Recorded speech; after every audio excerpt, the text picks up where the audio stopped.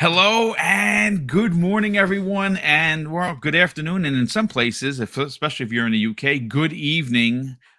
First of all, I have to apologize. For some reason, when I put the show together, it said it started in 24 hours, which would be tomorrow.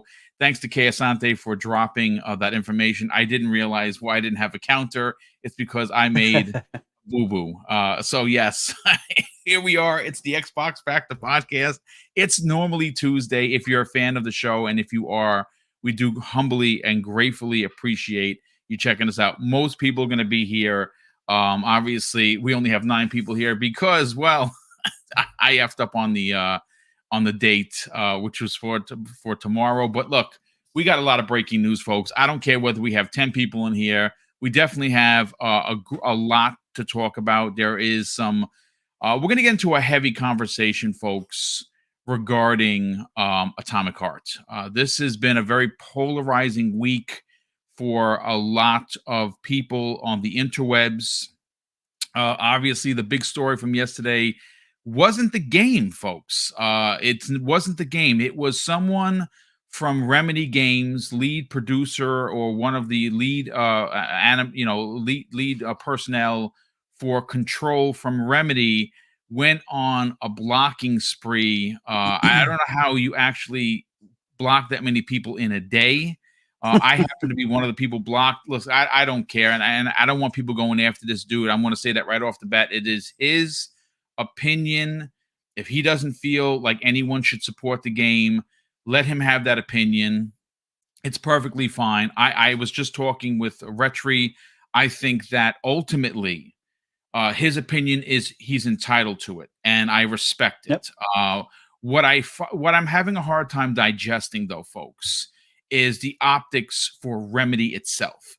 When you represent a brand, when you represent a business or a company or a developer or a publisher, you have certain responsibilities to have your opinion, of course, but at the same time, present a professionalism, which he did not.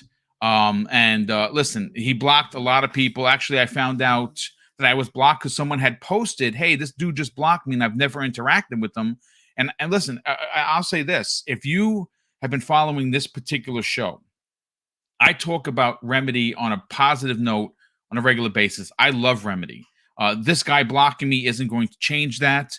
I'm disappointed that he was allowed to do and affect so many people in the community for as long as he did without being checked by Remedy. I'm a little disappointed at that.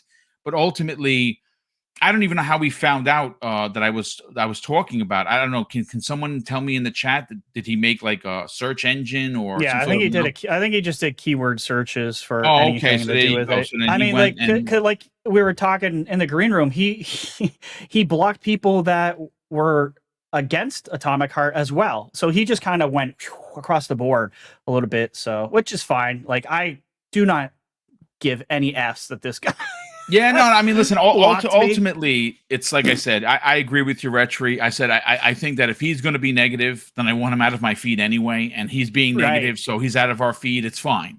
I think Yep. everyone and this harkens back to the situation with Hogwarts. Yeah. There were a Very lot much of so. people in this community that wanted us to condemn this game, condemn the developers for the opinion of someone that had nothing to do with the game. I would not subscribe to that at all. The same way I am not subscribing to the fact that because Mundfish is originally from Russia, that somehow or another they are for the horrors that are currently going over in Ukraine. I don't listen. I'll say this, and I don't want to make this a political thing, folks. I appreciate and respect people's opinions. I'm never going to argue that. Okay, you are allowed to have yours. That is your right as a person.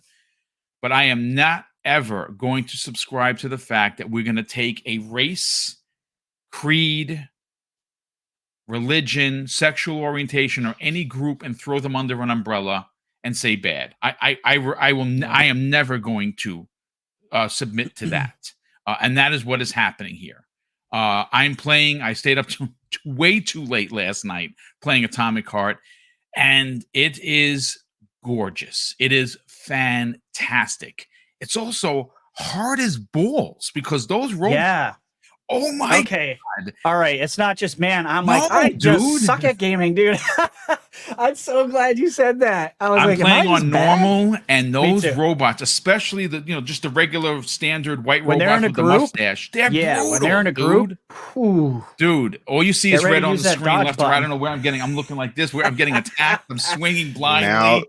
now you two see the combined power of bots when we unify. Yeah, Oh, This is what yeah. this is what Sony fears. No, I'm joking. yeah, no, we're gonna get It's like into that, folks. Voltron up in here. Yeah, Where yeah. the Listen, bots come together. we have I'm trying to get some people to balance out the panel. I sent the link out to a couple of people. We'll see if we can get them in. If not, be prepared for a 3-man show because we have a lot to get into.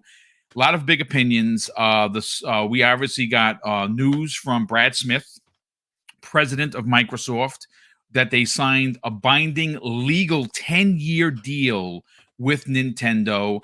We also have the great, and who is not a bot, Idle Sloth, not a robot, not a robot, put out there. Retri seems to think otherwise. I think he's a robot. That he put out some information regarding the hearing that Microsoft had with the EU Commission.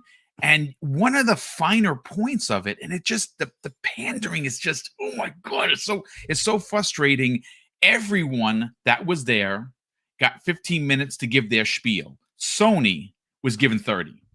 Like, I mean, they're the only ones that have a problem with this deal. They're the market leader, especially in that region, by leaps and bounds. We're not talking about 2-1, folks. Right now, the PlayStation brand is damn near 70% of the marketplace. Microsoft has less than 30. I don't understand how it's not looked upon like that. That should be the defining point. Like, oh, okay, so the market leader, the only one, is crying foul. This is the bully situation I talk about all the time. The bully has been bullying people for years. Finally, they come across someone that's backed into a corner. They get their teeth kicked in, and the next morning they're in the principal's office with mom and dad saying, "How dare you? How dare you, my son?" It's sickening. But listen, I've gone on a rant enough. We got 200 people here. Thank you. Do me a favor, folks. Share this out because I effed up. Somehow or another, I had it for Wednesday. I don't understand what I was thinking. Retri, listen, dude, you obviously, we've been talking in the green room all morning. How you doing, brother? Welcome back. I'm doing great, Boom. I'm happy to be here and talk about Atomic Heart and other stuff, as the ABK stuff seems to be kind of breaking. Yeah. as we're doing the podcast, naturally things are going on behind the background, but I'm excited. We got some really cool topics, and if we can get someone else in here, I think Kay did say his DMs are open if we want. Oh, okay. So you know what? I'm going to send Kay. If you're listening, brother, I'm sending you the invite right now. Sorry, I was on my bit of a rant spiel. Let's we'll come back to you in a second, Retri. Infinite Umbra. Good morning, brother. How you feeling? I'm feeling good, Boom. It's something though, because no soon as I looked up again, I see slander from the chat right there immediately to the in the super chat. I guess it has to be read, unfortunately, but it is what it is. No, man, I've been enjoying the child game, as it was said, Hogwarts. Oh, he's not talking about Hogwarts. Yeah, he ain't talking about Hogwarts, is he, Bushido? Come on, I told him, hit him with the Avada Kedavra. He keeps playing around.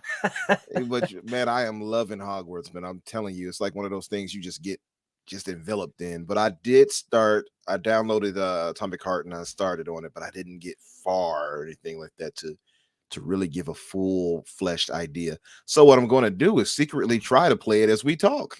Listen, you go with your bad stuff. I wish I could do that. I couldn't because A, my attention span is not that good, and B, my TV's off to the right, my pewter is over here, and I can't pull it off. But listen, as we wait for a couple of people to pop in here, let's get to the breaking news, folks. And obviously, one of the most liked tweets in the history of Brad Smith on social media happens to come today, and that is what he posted And I'm going to read that verbatim. This is the press release directly from Microsoft's Brad Smith. And it says this, folks. Microsoft and Nintendo have now negotiated and signed a binding 10-year legal agreement to bring Call of Duty to Nintendo players the same day as Xbox, with full feature and content parity, so they can experience Call of Duty just as Xbox and PlayStation gamers enjoy Call of Duty. We are committed to providing long-term equal access to Call of Duty to other gaming platforms, bringing more choice to more players and more competition to the gaming market. Now, obviously, that is as political as you could possibly get in a press release, but there is a lot of substance to what he had to say. And look, I can say that it is a big deal. Retri, how big of a deal? I mean, we heard that this is what they wanted to do, but they have officially signed into a legal binding contract with Nintendo to get them Call of Duty for the next decade. Let's talk about it. Listen, all I want to know is there going to be price parity? Shut the... Come on, man. What's up, Ken? Yeah, you know what? Do me a favor. Please, look. Price parity. Where is this coming from? Because I want context with this, because I had a big conversation with Mr. Badbit, who I love. Joe, I love you, brother. I'm going to send you a link. If you want to come in and drop your bars and get the F out of here, you can do that. He seemed to think it was a big nothing burger. I seem to think it's once again Jeff Keighley being Jeff Keighley. And I will stand on my soapbox and say, for context, folks, his importance to the industry cannot be ignored. What I don't understand about Jeff, and what is the biggest conundrum here, is at every turn he is supposed to be someone that the industry looks to, who is looked upon as not a politician, but he speaks for the gaming world, right? He's supposed to be fair at every point since this ABK deal has been announced. He takes pop shots at Xbox. Retri, why don't you instead of and again, I will say this. Instead of saying, Retri, this is wonderful news, Nintendo gamers are finally going to experience Call of Duty for the first time. I'm so excited for them. See, that's what I would have done, because I'm politically correct. And to be honest with you, I'm excited for that thought and theory on its own.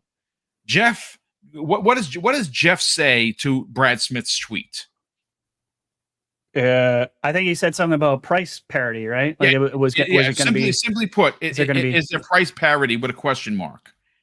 I don't understand. I'm sorry. I don't agree with Bad Bit. That feels like a dig to me, 100%. He feels like Knifey from High on Life, taking stabs when he can. Stab. Like, that's Jeff. You know what I mean? You can go on his stuff and you can prove there's bias and there's no equilibrium between Xbox tweets positive wise and PlayStation. It's like a 10-to-1 ratio. It's not even friggin' close. Yeah. We talked about this in the past.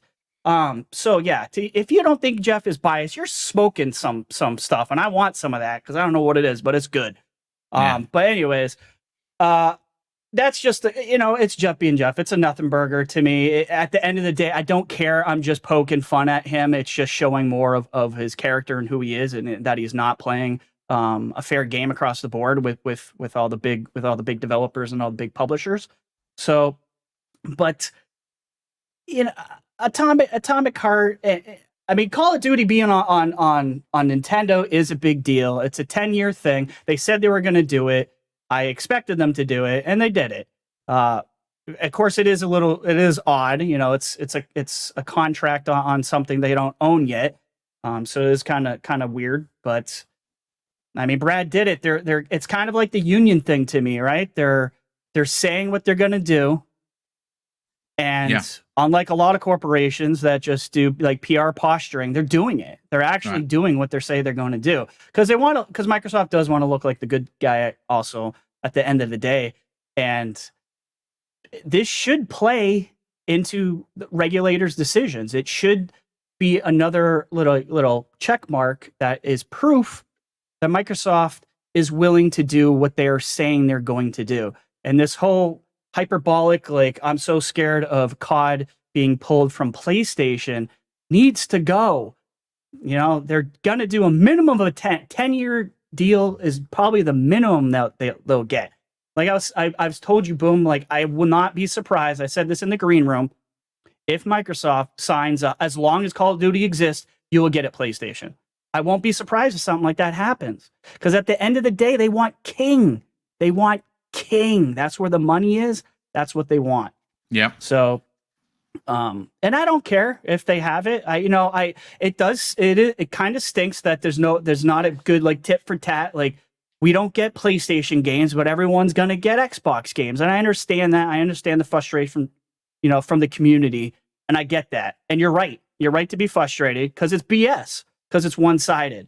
You're not wrong. But at the end of the day, I don't personally care as a consumer and a player of these games as long as they drop into Game Pass. Yeah, ultimately that's where it is. First of all, Kay Asante, what's up, brother? Good morning. How you feeling?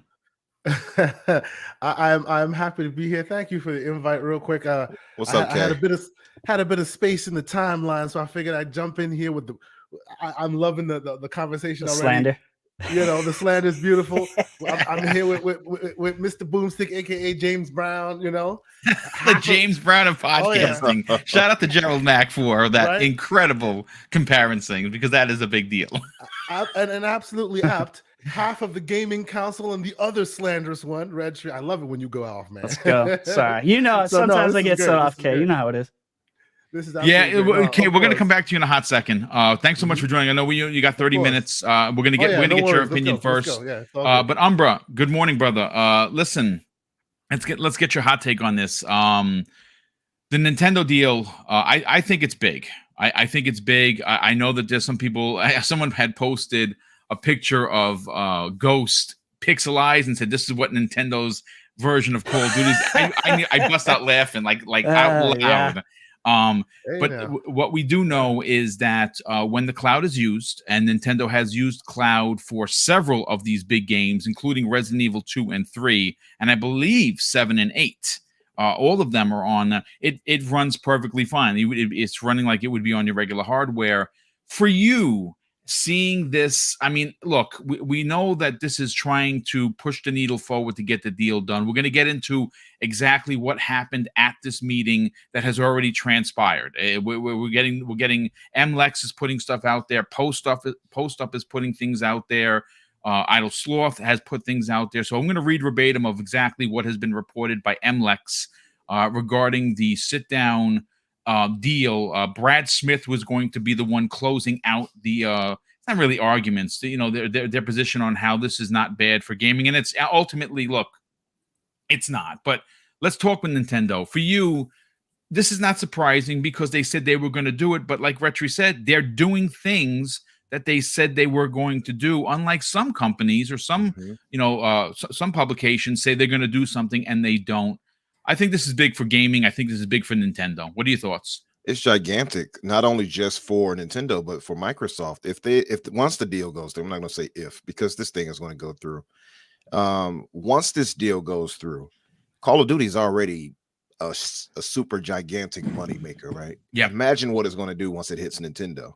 Dude, it's going to be crazy. I mean, think about how much money Call of Duty made specifically just on PlayStation. I read it yesterday. Exactly. The numbers, the numbers, Infinite, are just staggering. It is literally the best. Last year's Call of Duty was literally the best-selling Call of Duty title in PlayStation franchise history.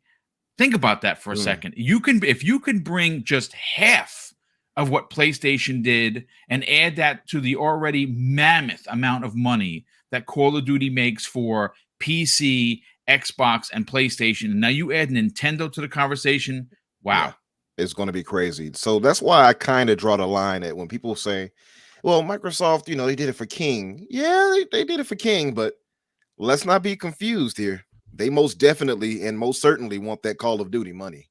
And Oh, Call yeah. of Duty is a major reason why they're going for this acquisition. But and for good reason, as you just pointed out. I mean, once it hits Nintendo, I'm interested in seeing how they're going to do it. I'm thinking it's going to be for that fabled new Switch model. I'm supposing. I'm guessing that's when it's going to drop for that. But I don't know how they're going to handle it as far as delivering it. I mean, we've seen some miracles like with The Witcher 3, hitting the platform. So Yeah, I'm that's true. interested in seeing if the game doesn't come out looking like Call of Duty 2 or something back in the day on a 360 or something like that.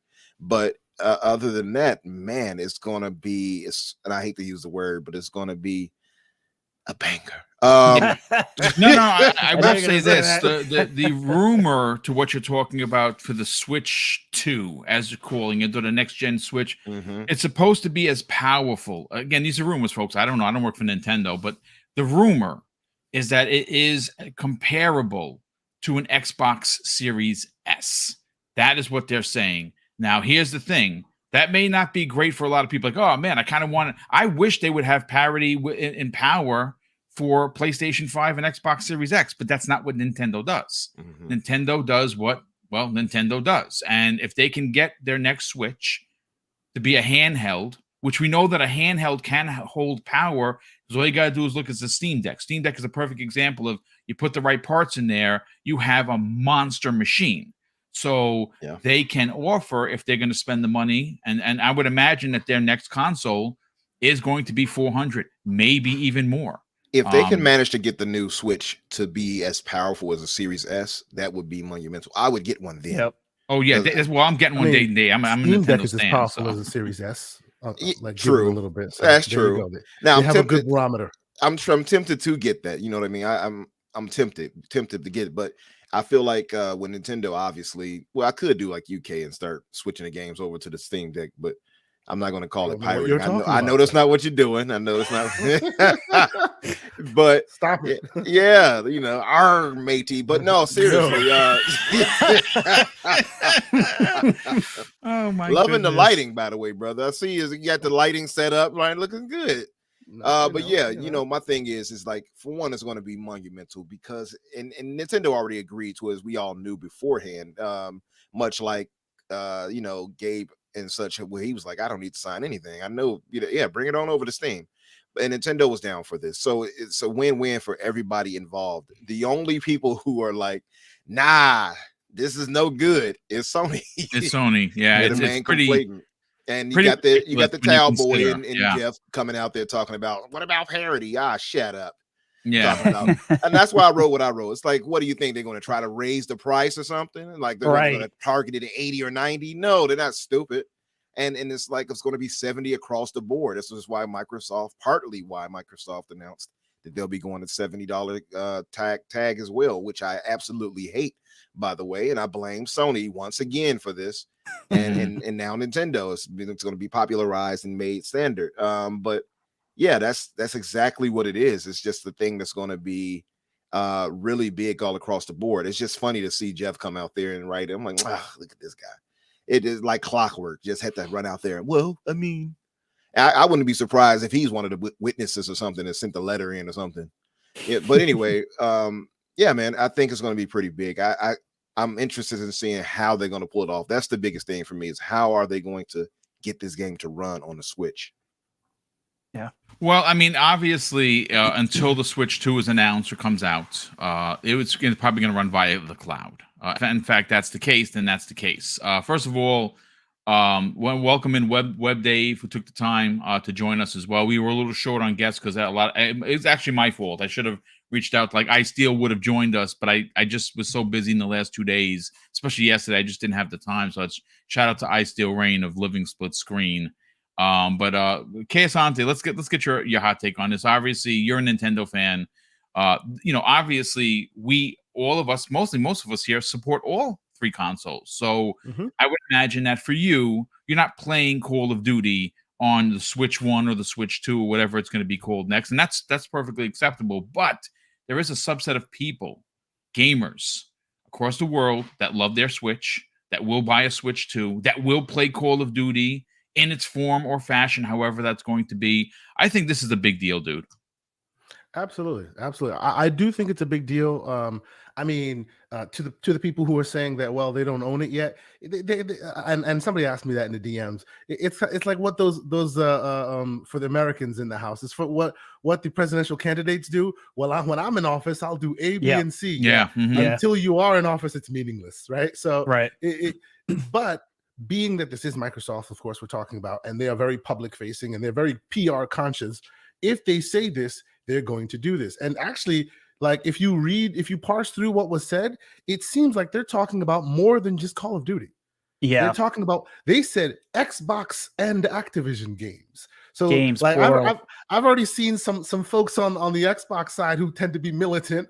Like, what the heck are you talking about? Like, people are already started to grab pitchforks. I say, hey, bring it on, right? The reason why we didn't get that fabled, wonderful version of 007 that we've been talking about is because Nintendo just tends to be that I'll take my ball and go home kind of thing. Yes. Right? If and when they have a more open relationship and they're sharing these kind of things, you might see those things come to fruition. You might see more of your old favorites get worked on because Nintendo still kind of holds a lot of those IPs, both on Rare side as well. So this might be a strategic partnership to kind of crack open that relationship a bit more, right? Whether it's just for Call of Duty or more than that. So, I mean, by and large, I think it's a great idea. Now, to the question of Keighley, Keighley's going to do what Keighley's going to do. He always tends it's to do very that. Disappointing, though, to be honest.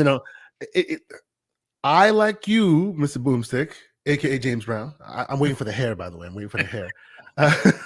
I, like you, believe in his necessary, like he is necessary for the industry. I was lucky enough to meet the man way long ago at a Comic-Con or something like that. Nice dude. I have nothing bad to say about him, but yeah, we always tend to see where there's smoke, there's fire, and every time you forget about his smoke, he likes to remind you of the smoke. Yeah. It's one of those things. So now there are two things that happen every time I speak of Keighley. One, when I speak of Keighley, I will speak of the Keighleys, not the Game Awards, because it is his show, not our show. And when I say that, I then always will put in a cheap plug for the Wandering Dutch's Community Indie Showcase 2023, where it will be our show, not his show. So please, ladies and gentlemen, CIS 2023 hashtag, remember that. Let's not take Keighley so seriously in all aspects. He's always going to do what he does, but he puts on a good show and it's necessary for the industry, right? Yeah. So to me, that is what it is, right? And to the point of how it will look, I think Umbra is 100% spot on that. Implementation is key, right? I hear a lot of folks talking about how they can always leverage the cloud. I mean, my personal, like how I play Call of Duty most of the time is I'm a single player selfish gamer. I barely play multiplayer like on that scale. The non-pausability just does not work for dad life. You know what I'm saying? So that's just not going to work, right? But I know many people who do play that multiplayer situation. And let's be honest, for now, cloud is just not it when it comes to that. So it'll be very interesting to see how they actually thread that needle. There is that Call of Duty mobile that's on PC, that's doing on mobile, that's doing very well. Fortnite transitioned their mobile to the Switch, the abacus known as the Switch, and it is performing relatively well there, right? So maybe there's a conversation about possibly porting over the mobile version or something like that, or waiting for the next gen version. Who knows? I think it's a good idea to bring more folks into the tent. And of course, as you guys have been strategically talking about, that also says wink, wink, nudge, nudge, regulators, look at what we're doing, right? We said we'd do it. We're doing it. We're not only doing it with that franchise, we're doing it with our own franchises.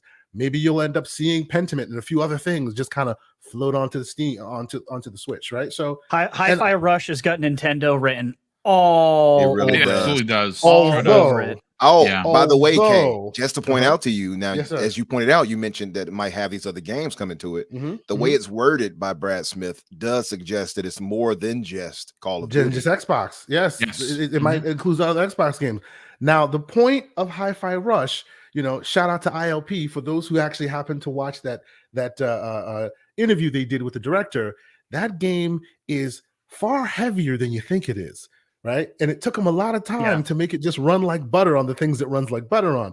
So it may not necessarily be so good on the Switch. Maybe the next Switch. Maybe the next one. You know, they might have to 30 frames per second that thing, and that becomes a problem, right? Because that game is notoriously sneaky. It looks like very light, but it's not quite so light. I don't think if you play that game, I think you know better. It is not a light game at all. It's not a light game, and that it cannot stand even the smallest of frame drops because it's very music heavy, you know, and my brother Umbra knows exactly what I'm talking about. So, you know, to me, this is all a show, and it's a good show that they need to be putting on right now, because all that speaks to, hey, calm down, people. You know, it's not the end of the world, right? You know, the game, the system will be bought because I think they see the end coming, right?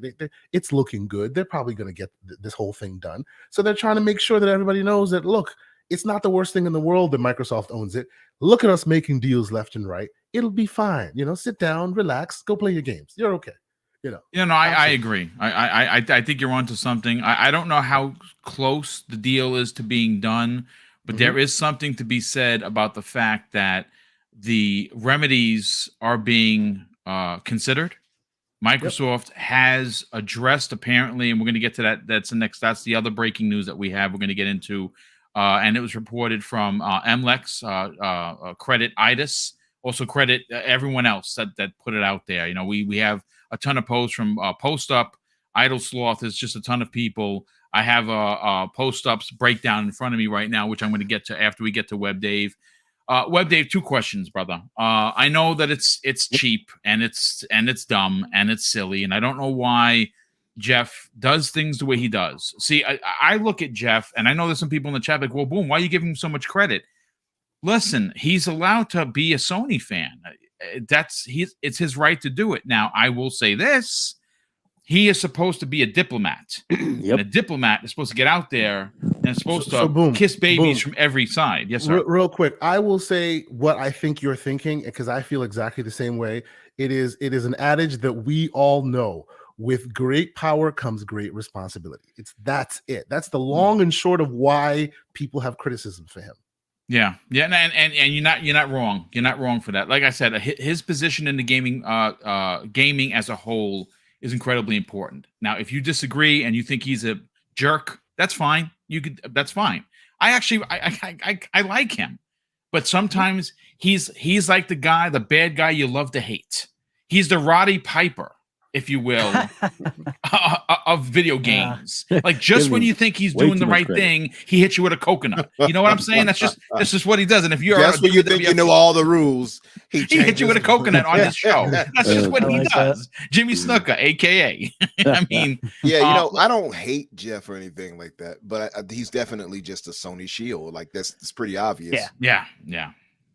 It's fine. Dave, let's get your opinion on the little dig from Jeff, you know, which I thought was I was always raised, folks, if you don't have nothing nice to say, don't say it. Because when I said it, I got the chancleta thrown at me. So I learned that you just don't say things. When mama says, don't say, if you got nothing nice to say, don't say it. Because then you get the chancleta in the back of the head and you're like, well, I kind of deserved it. That's just the way it is. Yep. What are your thoughts on his opinion or his quick stab into Microsoft's back as always, and more importantly, the importance of the Nintendo deal?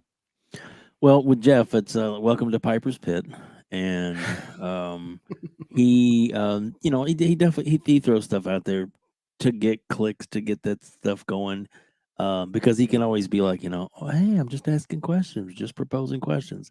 He knows exactly what he's doing, and the Xbox community, he's stirring the pot a little bit, and and there was a private chat, Boom, that we were all in, and someone else from our community, which I won't say, had some other opinions that were like, these are good questions, and I'm like, I think you were with me that didn't really think that they were good questions. I think they were snarky questions. 100% snarky. Yeah, I agree. And the person who said it, I have total respect for, but it's just, they definitely came off from a view that I didn't have. So I just think that all in all, Jeff's just trying to stay relevant with the downtime right now because it's not really, his summer thing's not, not here yet, and anything he can do to inject himself into the conversation, and that's seems like to me that's what he was doing with those comments. Like I said, because they were vague enough that he could, easily backtrack out of them. So just asking questions, but it's definitely digs, jabs, and stupidity on his part, at least from a person who watches the industry. It is definitely clearly his bias was showing in that. And on to the Nintendo part, the way it was worded with Brad Smith, it says that it's coming to Nintendo. Doesn't say the Switch, so I am almost 99% sure that it's not going to be coming to the Switch. Switch 2. Yeah, that's a good observation. Super Switch, something like that. I hear. That was me. Was it? Oh, okay. Yeah. So yeah, that's just wait till we get to the Okay, next one. Webb. I see what you're doing there, Dave. I see what you're doing for you there. on the next one. Don't you worry. But yeah, no, that's my thing. I just don't think that like I said, the capabilities are kind of like, and if it did, to I guess introduce the franchise to it, they could do the mobile one for the Switch, and then the Switch 2 get whatever the new main line is that comes out, because it made it sound like it was coming. Makes sense. Day and date. So we will see as things progress, and like Kay said, not everybody is got the really good quality, download or cloud or Wi-Fi or whatever available in their area, and that is true, but it is getting better all over, and it's a growth thing. So there may be people that get it that are like, this isn't great, and there are other people that get it that are like, this is fantastic. Yeah. Yeah. Well, listen, let's get into the breaking news. Again, this comes the way of Post Up, good friend of mine personally, great friend of the community. He just posted, I think this is an hour ago. He has a full breakdown for the update of the Microsoft acquisition of Activision Blizzard King, and he says this in his tweet. And we're going to go first to Asante on this because we only have him for a little bit. It says new update from MLEX, and this is the breakdown, folks. Microsoft and ABK have briefed the European Commission on potential remedies to ease competition concerns. He goes on to say Microsoft and ABK had a 45-minute block this afternoon to address the topic, followed by a 15-minute Q&A with the EU Commission. Sony has cemented its position at this hearing, folks, as the main opponent to the deal, and is being granted twice the time to intervene on the hearing than the other third parties that are there. Now, the other third parties that are there, there's a more breakdown. Sony had 30 minutes reserved for its participation, whereas Nvidia, Google, Valve, Electronic Arts, and the European Games Developer Federation each had only 15 minutes. So they were given double the time. This morning, the commission has heard presentations by Phil Spencer and Bobby Kotick explaining the rationale behind the deal. There were also interventions by advisors from Microsoft and ABK about why the deal does not pose a competition threat or have anyone should have competition concerns. And it closes out as Brad Smith will deliver the final remarks to close the hearing, and the credit goes to Idis of MLEX. Asante, let's go to you first. I mean, I look, I've said this before, and I get incredibly frustrated. For me, does it matter if ABK goes through? Well, it does from the consumer's point of view, because I want the maximum amount of gaming advantage that I don't have to pay for outside of my subscription, which is currently $15 a month. Mm-hmm. I think that the pandering that has been doled out to Sony is on the point of a clown show, a circus at best. I don't understand how the market leader in that region that has 65% of the marketplace, and usually in some locations 70, which is considered a monopoly by definition, whereas Microsoft barely hits 30% of it. So they're less than half of what Sony has in market leadership or market share in that region. It's shocking to me, Kay. And I don't understand. Maybe I don't have the brain pan to understand what is happening here. And if that's the case, then I'll just be a boob. That's fine. But how is it that Sony is allowed double the amount of time and everyone else that's there in defense of this, in support of this, is given half the time? Kay, I don't understand what's happening here. Well, I mean, first and foremost, I'll say this is all happening according to plan. It's basically par for the course. This is what needed to happen, right?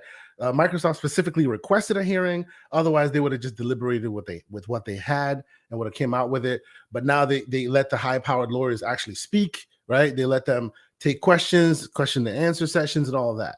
Now, like, you know, we've spilled a lot of virtual ink on this show and many other shows about how we feel about what they're doing, right? Of course. So I'm not going to spend too much time going, you know, what Sony's doing. They're doing what they're supposed to do.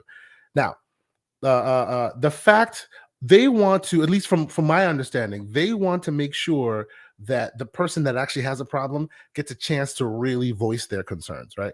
All the other people just have 15 minutes of, well, it might give me this, it might give us that. We'll wait and see. Or, hey, it's fine. We know Microsoft. They'll do fine. So they don't want too much of that. They want to fully vet all of these concerns by Sony, right? Whether they have an outsized interest because they've been able to get in there and shoehorn their way in and they know people and they're getting favors done, or if the regulatory body just wants to like really show that they're giving all that potential issue the heavy weight that it deserves, that I can't tell you, but it sounds like they're literally really trying their best to say, look, it's not like we gave anybody short shrift. You say you like it, sit down. You say you like it, sit down. You don't have a problem? Okay, sit down. You do have a problem? Let's hear what you have to say. Let's really hear what you have to say, right? Does that mean it'll automatically lead to them winning or whatever? We don't know that yet, right? But everything so far has spoken to the idea that they are really like leaning on the side of the regulations and the historical evidence and all of that, right? So far that does not worry me. That does not bring me any necessarily like real concerns or anything like that. I just think it's kind of funny because at the end of the day, you know, when all of this is said and done, and they then eventually call it for what I suspect it will be called for, which will be, hey, you know, we have seen, with the exception of a few concessions that will be levied, we don't see necessarily a problem with it. Then you can't say, look, man, you know, you didn't give us the opportunity to speak. You didn't give us the opportunity to really make the point. I think that's all that's happening here necessarily. I think really that's all that's actually happening here. And I don't foresee that necessarily changing the broad conversation in one way or another. It's 100% true that the market leader is getting an outsized interest in it. Let's play devil's advocate because we've been doing that. And hashtag to the devil's advocate. Cheap plug. You should definitely watch last week's show. It was awesome. The man gave a good devil's advocate. Let me give you my devil's advocate here. Right now, as we see, and those of us that watch Microsoft, you know, we pay attention to Microsoft and all the ramifications of their business outside of just gaming, right? There's conversations about them removing their Teams tool outside their Office 365 offerings.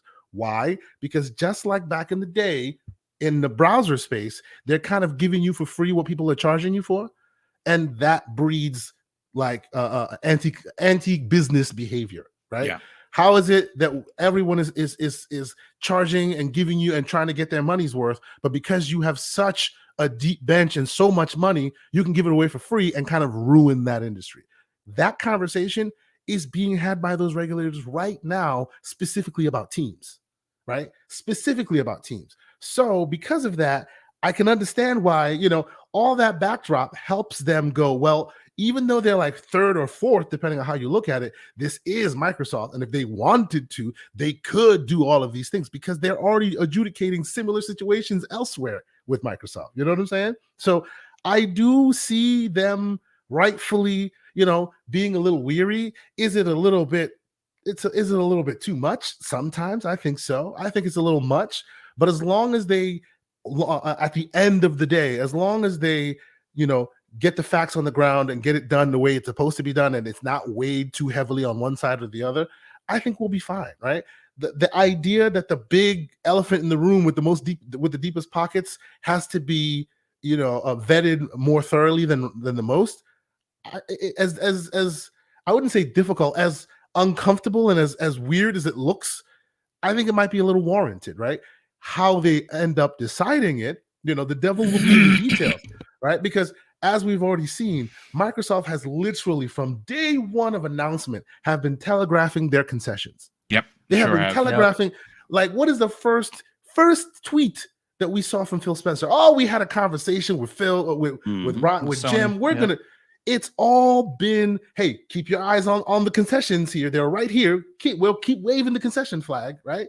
They are, not only are they saying they're doing it, now they're showing you a Nintendo one and going, see, we did it, right? They're it's legally, you think that legally binding verbiage they added there was just for show? No, it's to tell you that it's with teeth, right? So you don't have to worry that the concessions we're offering are bad. It's a legally binding document. They're specifically telegraphing that, right? So after all the back and forth, if the EU Commission or the CMA go, yeah, your legally binding contract is not something we subscribe to, then you can look at them with a side eye. If at the end of it all, they somehow bypass all of the answers to the questions that they've been asking and still kind of head in the market leader's direction, then we can have a conversation. But in the short term, where they're really like allowing Sony to like run the table as far as complaints, I think that's warranted, because unfortunately, for better or worse, Microsoft has another case they're dealing with right now where another group of individuals are feeling getting short shrift in their opinion, because the thing that they charge for in this case, I forget the name of the competitor, the big competitor to Teams. Well, it wasn't a competitor before. As soon as the COVID started and all of that, people stopped using it. They offered it. They added it into Teams. They're offering it for free, right? And in a market where all other parties are charging at least some subscription or something like that to just offer it, it breeds that same kind of, oh, there they go again, throwing their money around. You know what I'm saying? So it's kind of, that's probably why this is happening. But I am still on my square. Here are the digital receipts. Check it from me. It will still go through. You will still see this thing go through. However, the concessions weigh out, you gamers will still see this go through. Now, if it'll go through while they offer games to Nintendo, or it'll go through it while they offer games to other parties, how much do you care about that? Does your caring end? Does your caring end at Game Pass? I wonder. I have a thought to that, Kay. Now, my thought to all of you is where does it stop as far as that goes? Because I saw a buddy of mine posted. He says Nintendo is winning here, right? Since this coming, well, I said, well, Microsoft is winning too, and Nintendo's fans not really winning. Well, I mean, as far as the games coming to it and the fans that love Call of Duty. They don't need Call of Duty. They never have. They don't. But just to say, they don't need it. They don't need it, but that's still a win. That's still a win in the win column, right? Especially when they get other Xbox, first party games. But what do exactly Xbox gamers get out of this? This is what I'm trying to tell you. What you don't get, what most people may not think about is a lot of your favorite IPs are locked up in that Nintendo like Michigas, right? Most of Rare's IPs are Nintendo adjacent, right? That's the reason why you may not get your burden bear so quickly and easily. We don't know the ramifications of how far it went when, oh, well, this IP is published by Nintendo. Like, how much back and forth did it need to happen before you got that dumb, terrible version of 007 that you got? right? Right? And the rumors of that. Saying that. Well, but Nick knows exactly what I'm talking about. Oh, and by the way, there's more about Nick. I'll talk about that later. Like he even knows that there's that really great version that we never got because the rumor is, well, it doesn't run well on the Switch, right? So possibly this is hey, look, we're working with Nintendo, and in the background it's like, so we're gonna get some burden bear action or what? You don't know. I would love it. Imagine Mario coming over to Xbox. I mean, no, I know it's not gonna happen. I'll say this: I would love a world where Nintendo. Honestly, and I know people can be like, "Oh, boom! I can't believe you're saying that." There's a world where I would really appreciate Nintendo doing the next Banjo-Kazooie. You know what I'm saying? Like Yes, letting one of their 100%. studios do it, and then and having it releases broadly on both on both. platforms. Absolutely. Yeah. I This have no could problem be- with that. You don't know what's going on in the background. This could Yeah. be, hey, Nintendo, you can even keep your Switch the way it is. You can keep everything the way it is. Just allow us to put the Edge browser on. And what will that mean? Game Pass. Because Yeah. that's all you need. The Edge browser. You don't know how far they're going. They're just showing you all the pomp and circumstance to show you that, hey, we're talking. But at Nintendo, play Xbox gamers. What does Nintendo have that you really want like tomorrow? Come on now. Zelda. You ain't getting Zelda. You're not getting that. So stop it. Mario. Stop it. Yeah, You're that's not gonna getting. You're not happen. getting Mario any Kart. of that. I Like, love Pikmin. it. Come on, Mario Kart. Okay, I'm You're just not throwing getting everything any of out that. there. I'm just The- throwing the everything out idea- there. You said what I want. You The asked. best- Well, best thing you're probably gonna admittedly, get- Infinite Right. Number is greedy. He'll tell you he's Of greedy. course, Facts. of course. He wants Give everything. me Of course. everything. The- He wants That's it the all. best thing you're probably going to get is that IP from Xbox that's been kind of lost in the sauce for a long time. Maybe they work it out and you actually see versions of that. Maybe they get to remaster some things. Maybe they get to play nicer moving forward. Maybe you see Game Pass on the Switch That's or something. exactly what I'm expecting. Yeah. And Something. That's all been of that speculated works for a for while, by the you, way. gamer. That's been speculated for a while, actually, for Game Pass to be on Nintendo, if you all remember. I ain't Or buying. maybe- I ain't or drinking maybe- that Kool-Aid. Or maybe you get, you know I what? wish. Or maybe you get none of that, and they put all their games on the Switch, and it sells gangbusters on the Switch, so that now they Mhm. have more money to make more games. It's At true. the end of the day, you're in Game Pass, you're enjoying yourself, so sit the F down and shut the F up. Yeah, no, I Go play your like games. I like to put slander. that in. First of all, let's welcome in the Wandering Dutch time to join us. Dutch, what's up, brother? Good morning. How you feeling? Yeah, I'm doing well. I've just been creating loads of dashboard overlays for anyone to use. I'm Yeah, well, sorry. we we definitely see appreciate you out it. there. We Yeah. see you like Oprah out there. You get a dashboard. You get it. Everybody get that. I love it. Dutch, we're gonna come to you in a hot second. Let's bring in Retry on the deal, on the subject of the deal. I mean, you and I were talking in the green room. We think that the deal's going through. There's going to be Yeah. concessions or remedies, Yeah, for sure. as they are in the UK Remedies. and Yep. the UA. Yes, it is going to go through. I don't I think believe so. Sony really has a leg to stand on. I just don't. I think that their complaints are falsities at best. I think that they're concerned that they're first of all, they're not going to have the marketing rights anymore. And we know how important. I mean, look,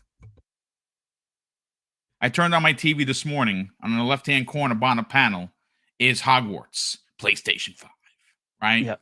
Yeah, you saw when Call of Duty was hot, Call of Duty. It blew in the left corner of my screen. It's they just are the masters of marketing. They're going to lose the marketing rights after 2024, and as Richard Pryor said, tough titty.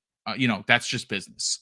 What are your thoughts on what was reported upon by MLEX? I don't have too much to add on to that. I agree with Kay. Like I said to you in the green room, I am not surprised that they gave Sony the amount of time because this is why I always said it was always going to phase 2 everywhere, always, right? Because you sorry have to interrupt. Oh, because news is what's up? happening all around us. Breaking Uh-oh. news. To add to the conversation we're already having, Oh yes. now Nvidia will get all of the PC Xbox games on GeForce Now. Which Holy is like, Whoa. cow! Mhm. duh. what? I knew that happened day one. Well, we were talking about that in the Duh. green room too. Let's We were talk talking about about it. cloud. Talk about it, Retry. Holy shit! We're talking breaking about news, cloud folks. specifically, which is what I thought everyone was going to go after in the beginning. I thought that's what Sony should have gone after Microsoft for in the first place. And Nvidia, I wasn't sure. We weren't sure. I wasn't sure what side they were on because they were so worried about cloud. And that they ain't no more. Like Nvidia is like, thank you, sir. Can I have another? That's a huge deal. That ended their claim right then and there. Yeah, right then and there. See ya. Leslie, when I first heard Nvidia had a potential issue, I was like, they don't have an issue. They just want a seat at the table. When the time came and everybody was pulling their stuff off of GeForce Now, they wanted them back. They signed deals with all of them. The only one that didn't want to sign a deal, Activision Blizzard, right? They were like, nope, take our games off. They want to pay you to put your games on their server. They said, nope, take our games off.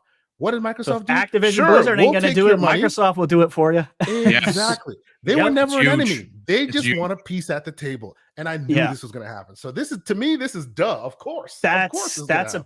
Yeah. I mean, that's But a I think big this one. is it does it does add a lot of oomph. Again, if they were someone that were opposed the deal because they had concerns, now they're like, yeah, we'll sign the contract right now. Sign the contract.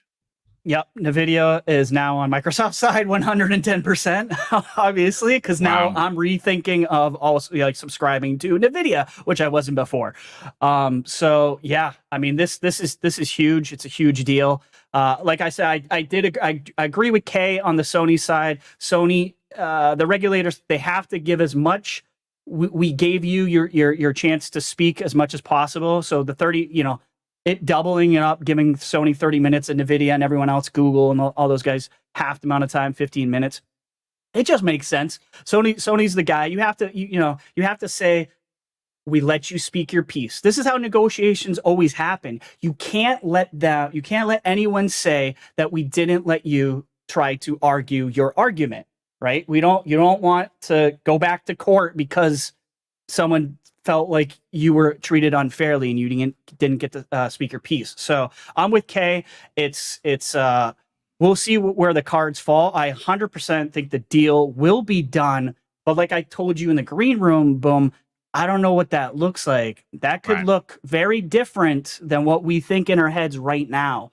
I don't know if that means more breaking news. They're gonna parse. Oh, more boy. breaking Let's news. Go. Yeah, here we go. Christopher Dring of GameIndustry.biz has just reported and quoted Brad Smith. He says this, folks: regulators are not here to protect super dominant companies. Believe me, I know. He also just posted, we are bringing Call of Duty to 150 million more people who don't get it today, says Microsoft's Brad Smith. Yes. Well, there you go. Yep. Yeah. Nintendo, yep. That's it. I literally posted 1 minute ago. So, folks, I know we were supposed to talk about Atomic Heart, and we're going to try to get there. I'm sorry that we're doing this on the fly. This is breaking news. Obviously, this is why you tune into Double Barrel Gaming. Because of me being retired, I can move and pivot at will, unless, of course, I make mistakes like I did and said the show was for tomorrow. Boom. The people are loving it, man. 616 people in here. Let's get those that lights like up. button. Come on now. Please hit do. the like button. Now, that would be you are great. from the future, And we so are, there you yes, go. we are on planet 616. If you're a Marvel fan, I like it. Listen, let's Sorry. That's okay. I might do that once in a while. I love it. That's what we need on the Xbox, K, right there. Absolutely. Umbra, come on, let's talk about it. We got a lot of breaking news. This is monumental what's happening in front of us. I want you to elaborate on what has been given to Nvidia. I want you to elaborate on Brad Smith's recent comments from a minute ago that they're bringing Call of Duty to 150 million new players. This deal is done. Yeah. I don't think there's any other way to. I mean, we knew it all along, right? But this is just solidifying it, really. And Brad Smith and Microsoft are just playing chess at this point. This is what they wanted all along. This is not like they're being forced. Oh no, we have to give it to Nvidia. They don't care. This is what they wanted to do. That's more money for them. So yeah, I just take all of this as, yeah. I even made a tweet a second ago that said checkmate, because this is what Microsoft is doing. It's like you pointed out a minute ago, Kay, where you pointed out that they already kind of, shoehorned that in, saying, hey, we're giving up these concessions, hey, we're giving up these concessions, so we're playing ball. Yeah, they knew that there's going to be pushback. That's why Brad Smith is saying what he's saying, where he points out what Boom read a second ago, where regulators are not here to protect super dominant companies. He says, believe me, I know. Yeah, he knows. They know exactly what was going to happen. They know that they're going to get pushback. They already had these things in place. They want their games, they want their subscription service, and anything else they can get out there to grab as much money out of the market that they can. So, I mean, the only thing I can glean from this is that more than anything now, I think you can, if you had your projections at a 50, 50-50 or 70-30, whatever it was, I think you need to move up to the 90 percentile of certainty now, because it's to me it's done. I thought it was going to be done a long time ago anyway. I just thought all of this was just, bureaucracy. But honestly, this is done as far as I'm concerned.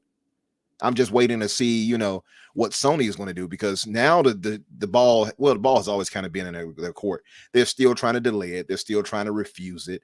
But once you have all of these people coming in and signing up, Nvidia being one of the only people who, outside of Sony and I believe Google, who voiced any type of concern out of the way, what else do you have? The only thing that the CMA or the FTC could try to point to would be Sony. And what's going to be your argument there? Well, we have to protect them and their customers.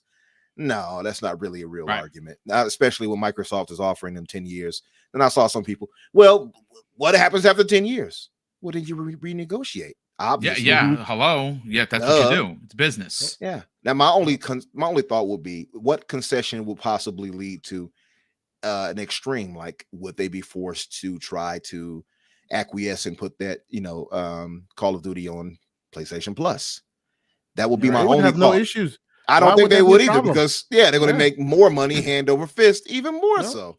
So again, this is Microsoft. That's why I said this is chess for them. They're all over the place. They're check marking in what we would normally be like, Microsoft wouldn't want to do that. Yes, they do.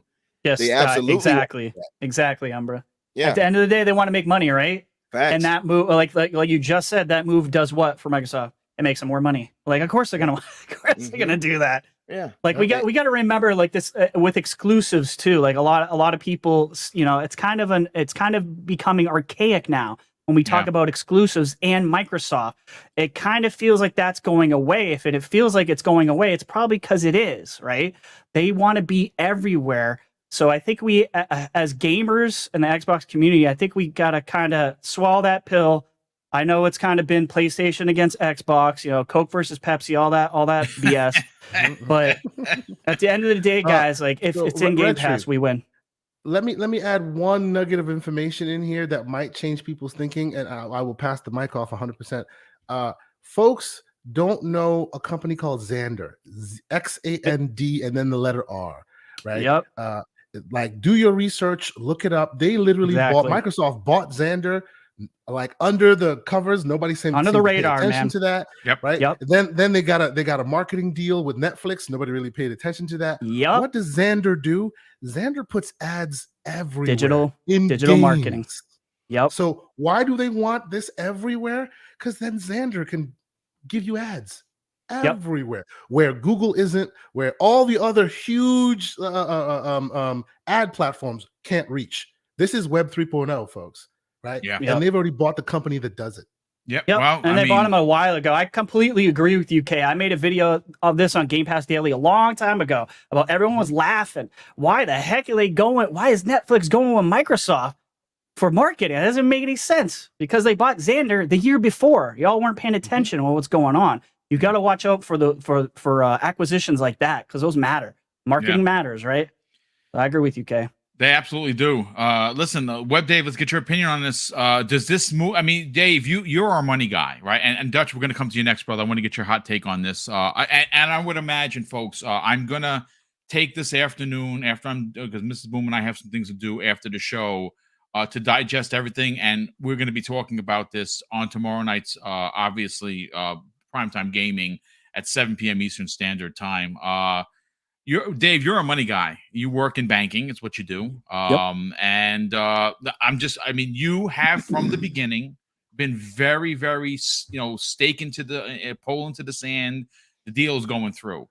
What does this new announcement for Nvidia now getting all of Activision, Blizzard, King, and Xbox content on their service, does this push the needle for you to consider the deal is basically done?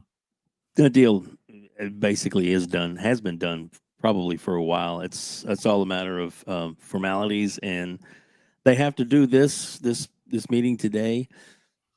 Like Kay was saying, they're going to have to hear from both sides, as it were, and the side against the deal is basically Sony and any of the others that were kind of putting their oats out there, like Nvidia, they're like, oh well, that's pretty much answered that for us. They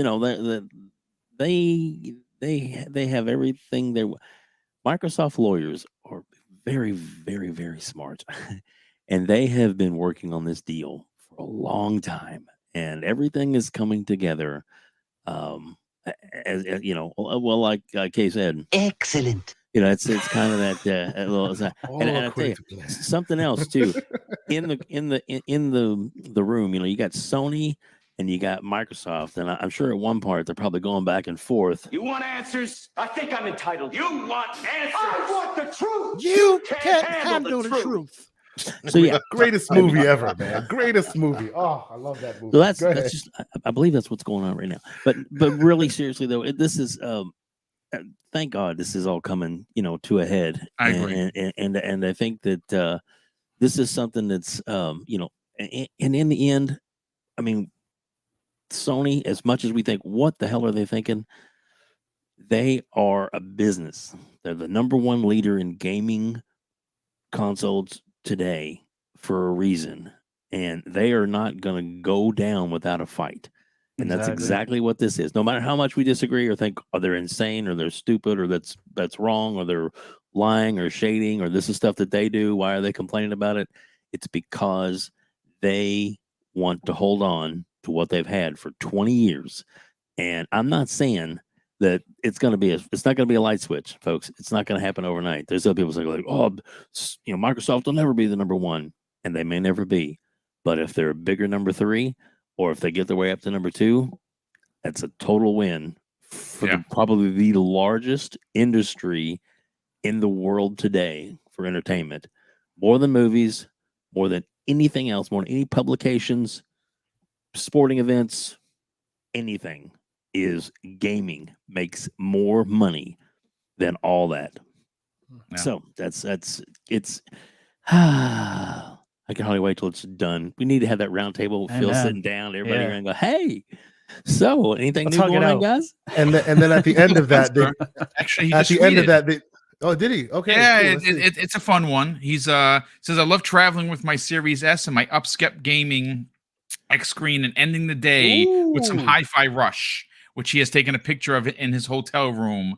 And he's playing Hi-Fi Rush on the little screen. Upspec Gaming, the X screen. I have one. It is freaking phenomenal. I bet the boys at Upspec Gaming are like kicking themselves right now. Look, there you go. It works like my a Hogwarts machine. Folks, there's one more new quote. Okay, talk about it. So Smith he's all on it. So he says here is that Sony can spend all its energy trying to block this deal, which will reduce competition and slow evolution of the market, or they can sit down with us and hammer out a deal. It says Sony says Call of Duty, right? Sony says Call of Duty is a must-have product, but the must-have title was only available on 120 million devices.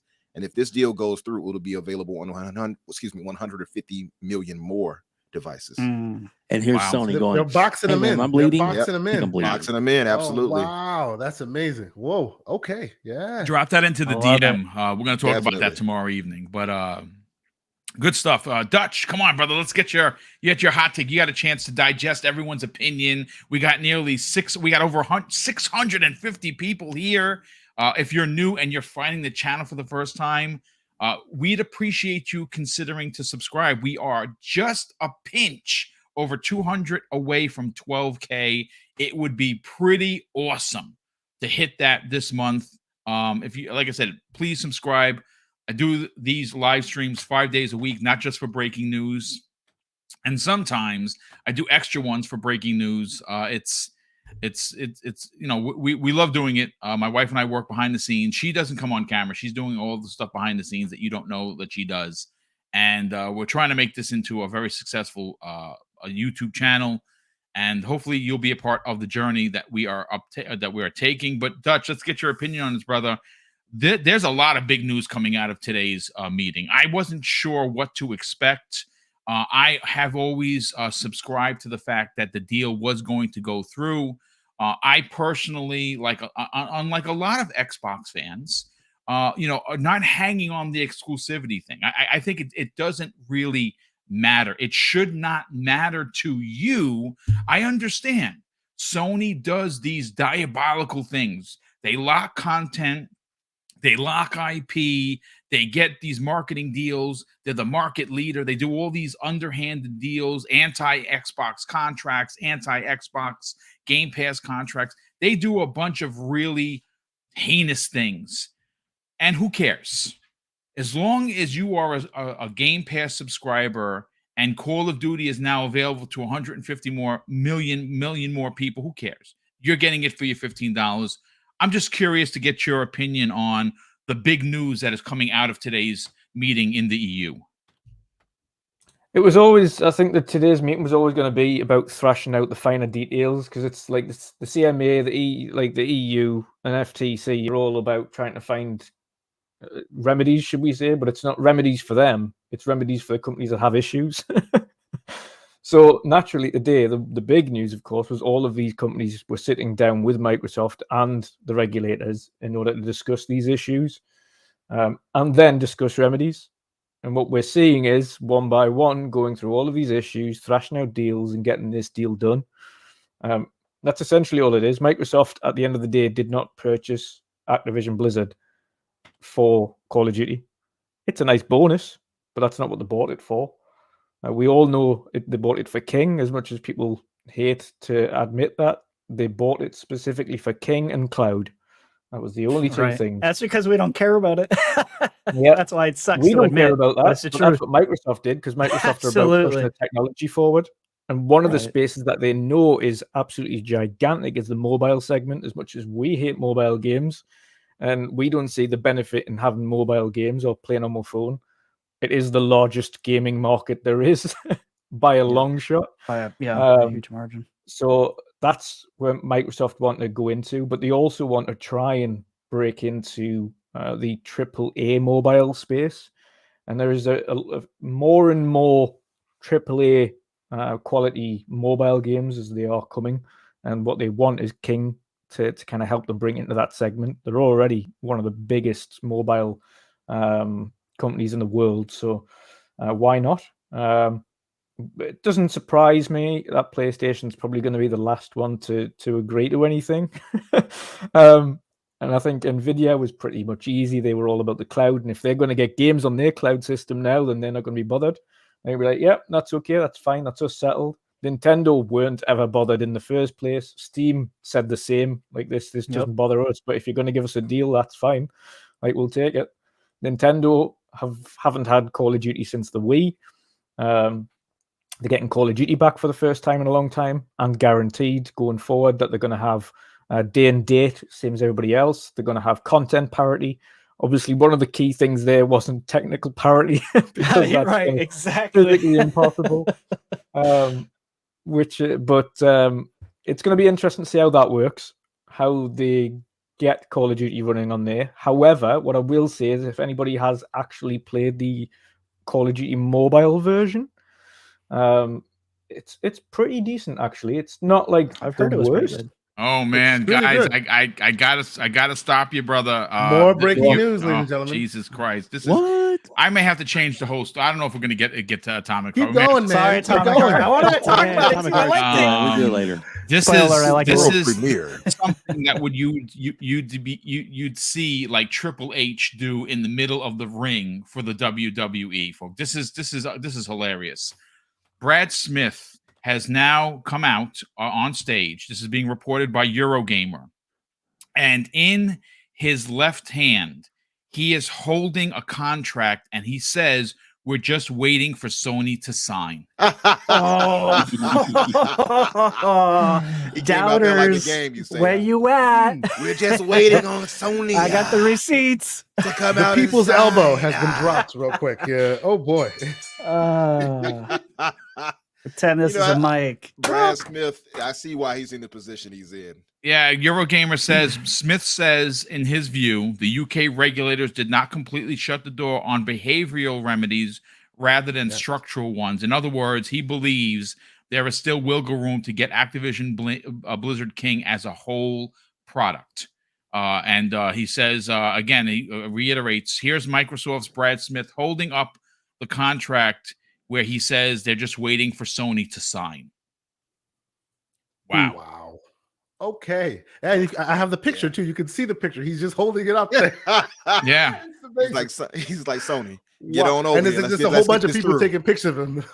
This is amazing. Wow. Okay. Yeah. Brad Okay, Smith don't play no games either. Him and Lulu. The savagery is off the charts, man. The savagery. Oh goodness. Between him and Lulu, I don't know. There's a couple more quotes here from Eurogamer regarding Smith, Brad Smith. He says, Smith says that he's arguing that Microsoft is not spending $69 billion to keep Call of Duty on Xbox, but to make it more accessible, including in the mobile space. Smith goes on to say, we will make sure our games work the way people expect, with high technical standards of how Activision Blizzard games like Call of Duty might play on Nintendo's platforms or Nvidia. Today's Nintendo deal reiterates that of current and future Xbox titles for now, and then Activision Blizzard games if the buyout is included. Smith says that goes to the thought of them bringing more than just Activision titles to it, like we would speculate. Yep. Wow. Sure does. Yeah. Pound on it. Yeah. It's I mean, continue on, Dutch. This is again, we're literally. I'm reading it as it's breaking, folks. So I'm gonna again. Sorry about the picture for Atomic Dutch Heart. stepped away just for a quick second. Okay. So anybody jump in. Give us your thoughts on this. Just this breaking news. It's over. I'm just over here stunned. I'm just so happy. Yeah. Oh God, I'm so ready to stop. Just out of curiosity, let's go to you first. What I mean, this is grandstanding on a level I did not think that we'd see. Brad Smith is as professional as they come, but apparently he could be as petty as they come as well, because he's standing on stage holding a contract saying that we're just waiting for Sony to sign. Like, holy F. I wonder if this is like more like posturing, as in like it's such a good deal, Sony, you can't not sign it, or if it's like, let's put the ball in your court, Sony, like almost like a backhanded threat or something, that the EU sees the contract as too good to be true, and you know what I'm saying? Like, I'm not sure how to take it. It seems to me they're doing kind of like a rope-a-dope. Like, they know Sony doesn't want to sign because Sony doesn't think any contract is good, but they're not saying that, right? They say contract parity, they say all this parity stuff, but what they really want from everything it looks like they've been saying is, if it goes into Game Pass, our argument of this game is too expensive to go into Game Pass stops holding water, because the biggest game in the world is in Game Pass. Right? They've actually seen that happen already with Fortnite. And now they're going to see that with Fortnite and Minecraft, which they own. Now they're going to see that with the biggest other game, which is Call of Duty. They say they want content parity, but they want the deal blocked. And I think Sony and Microsoft 100%. Knows that. So this is not a conversation to Sony to say, hey, why aren't you signing this? This is a contract. This is a conversation to the regulators say, see how great of a deal we're giving them. Nintendo signing, Nvidia signing, they're all signing. Guess who's not signing? The one who really didn't want the deal in the first place. That's what it is. Why do you think they said 10-year deal even into PlayStation Plus? They didn't want to give it to them into PlayStation Plus. They just knew that they wouldn't take it. So we're gonna put it out there to show how petty they really are. This is like multiple moves of chess. You know, Web Dave is correct. These dudes is just they're boxed in, they're isolated. It'll be very interesting to hear what Sony has to say about all of this. This is amazing. I'm curious to see how quickly the CMA and the FTC start turning the tides a little bit. I'm curious to see if all of a sudden the CMA is like, okay, like, you know what I mean? That's like, the question, how quickly right, is this going to happen? Yeah, that is absolutely the question. Like, does all of this stuff and all the goodwill that the companies are now producing on Microsoft's side, does this then say, well, the CMA then and the EU Commission then go, well, we see remedies being offered left and right and folks accepting it. Why aren't you accepting it, Sony? Or they go, yada, yada, yada, yada, yada, Sony still has a problem, which they've done too in the past. Yes. we don't know, right? So Yeah, that's we really that's what I'm waiting for. I'll say this, and I want to go to Infinite Umber on this. There is an aspect where I'm all about evidence driven conversation. Like I agree. Everyone's entitled to their opinion. You can like the deal, you can hate the deal, you could be somewhere lukewarm about the deal. But Umbra, what we saw transpire today at a hearing that Microsoft asked for, 2 major deals were done in real time. Nintendo signed a legal binding contract. Nvidia is getting the Call of Duty content that was taken away from them. Activision Blizzard pulled it, and they're now getting it. They're also getting all of the Xbox content on their service. They're like, yeah, we just signed a contract too. We're good. And we're seeing that EA, and again, this is just rumors, folks. I don't have the documents in front of me, so I can't say for sure. EA was one of that publisher that was in defense of the deal that the CMA put out there a couple of months ago. We know that Take-Two was there. We know that they don't have a problem with the deal. We know that all of the unions around the world that are representing the gaming workers that make the games for us are like, hey, listen, Microsoft is doing some really interesting things. They're allowing unions in gaming for the first time in history. You got to pass the deal. It just seems like the evidence to push the deal through it's mounting to such an amount of size that I don't know how you can say the deal isn't good for gaming when they just said it. I mean, he's the president of Microsoft. He said specifically, right now it's only available for 120 million players, as is on PlayStation and the other platforms. We're going to bring it to 150 million more, literally double what they currently have. How does a regulator say no, Umbra? The only way they can say no, Boom, is if they're just being patently and blatantly unfair and biased. There is no way around this. Now, and by the way, this is not just Nintendo and Nvidia. Valve is set. That's not changing. Valve is there. So that's 3 out of the way right there. Yes. Sony is the only one that's there waiting and like trying to buy time. And by the way, Phil, what he pointed out, Phil just made a tweet on this, by the way, because he did put it in the private chat for you to read if somebody wants to read it out. We have signed a 10-year agreement with Nvidia that will allow GeForce Now players to stream Xbox PC games as well as Activision Blizzard PC titles, including COD, following the acquisition. So that's not just ABK; they're talking about all of their games. And following the acquisition, we're committed to bringing more games to more people, however they choose to play. Yeah. I don't know how else to. I mean, we've said it about 8 times now. Individually, we've all said it as many times. The deal is over. This is done. What leg do they have to stand on to try to deny this? Nothing. And I'm not even trying to say this as somebody that knows the inner workings of all this, but like I think even a fool could tell you, like, yeah, like this is set. They don't have any legal standing to deny this deal at this point. I mean, we knew it all along. They really didn't. But now that all of these other people are coming to play it, coming up to agree with this with Microsoft, there's no way to deny it. The only people I can see holding on are both the FTC and Sony. The FTC, obviously, for their own but their own, politics and things like that, and to try to get a win. And for Sony, obviously, because they don't want the deal to go through at all. And it's not a matter of fear of competition. They're afraid of their market value and going down and being less than where they're at now. And they know that this is going to be a major money maker for Microsoft. They already know it. It's in the cards. It's clear.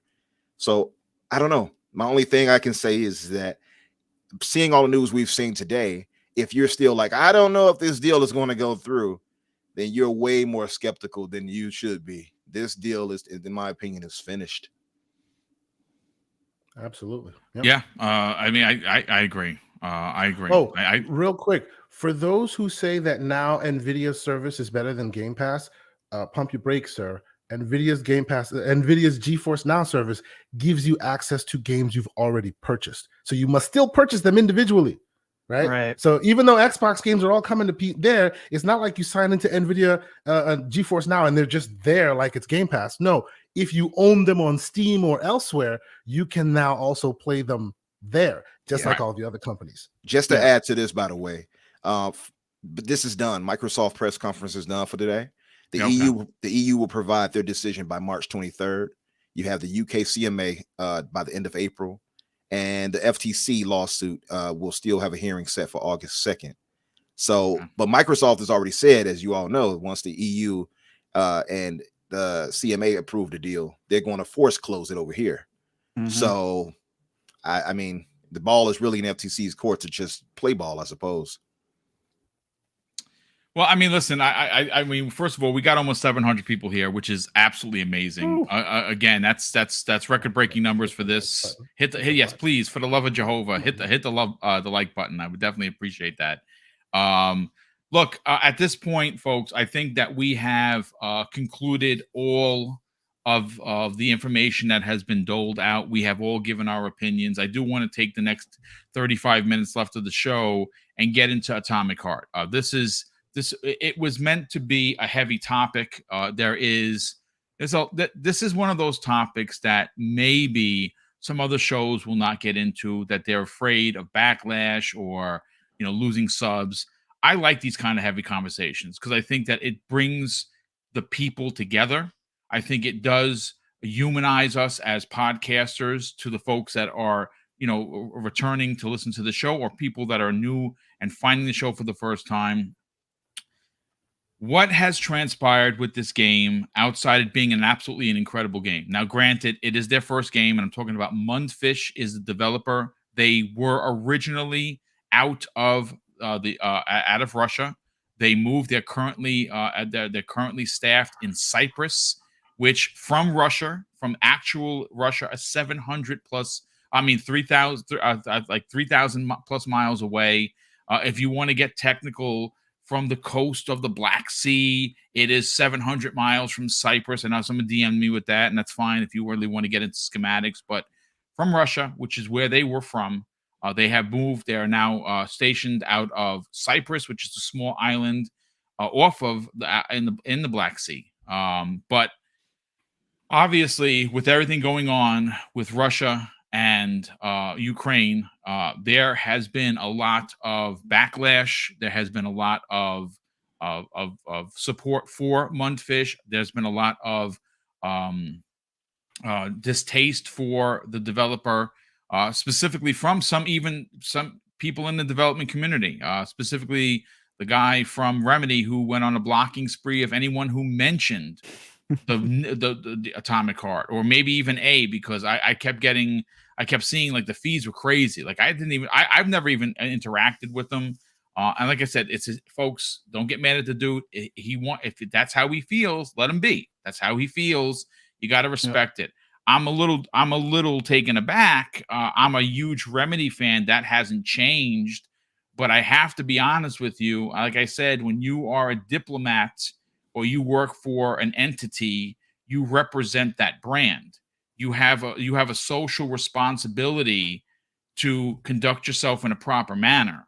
I don't think what he did was conducting himself in a proper manner. I think what he was doing is allowing his feelings, which he's entitled to overstretch and do some PR damaging to Remedy games. That's just my opinion. I mean, whether you agree, you don't agree. I understand he's upset, his frustration. I get it all. He's entitled to his opinion. Please don't give him any shit for it. Don't do that, because that's wrong. We don't do bullying well on this channel. We will not stand for that. But I want to get to the game. The game launched into Xbox Game Pass. It has launched onto PC. It has launched onto the PlayStation 5 as well.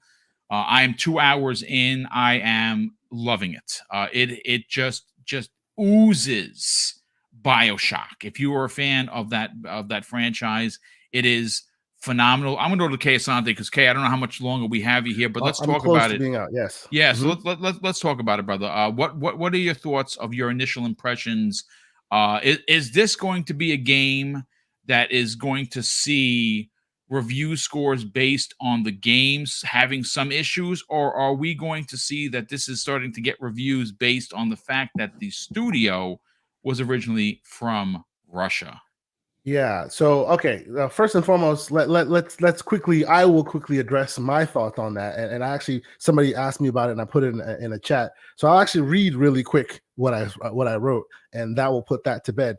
I wrote, I'm adult enough / I've lived in enough countries to understand the differences between the political realities versus the people in those countries who don't agree and or want nothing to do with those political realities. Right. If you want to boycott it, you have every right to do so. You feel like that's how you want to express yourself. No one should hold that against you, but don't come for me until I call for you. Because if you step to me and try to talk your clutch purling stuff, I will put you where you belong, which is in the kids table. Like, it is very short-sighted thinking to do that, because first and foremost, you're using Twitter. Shut your mouth. That's where the argument ends. But okay, about the game itself.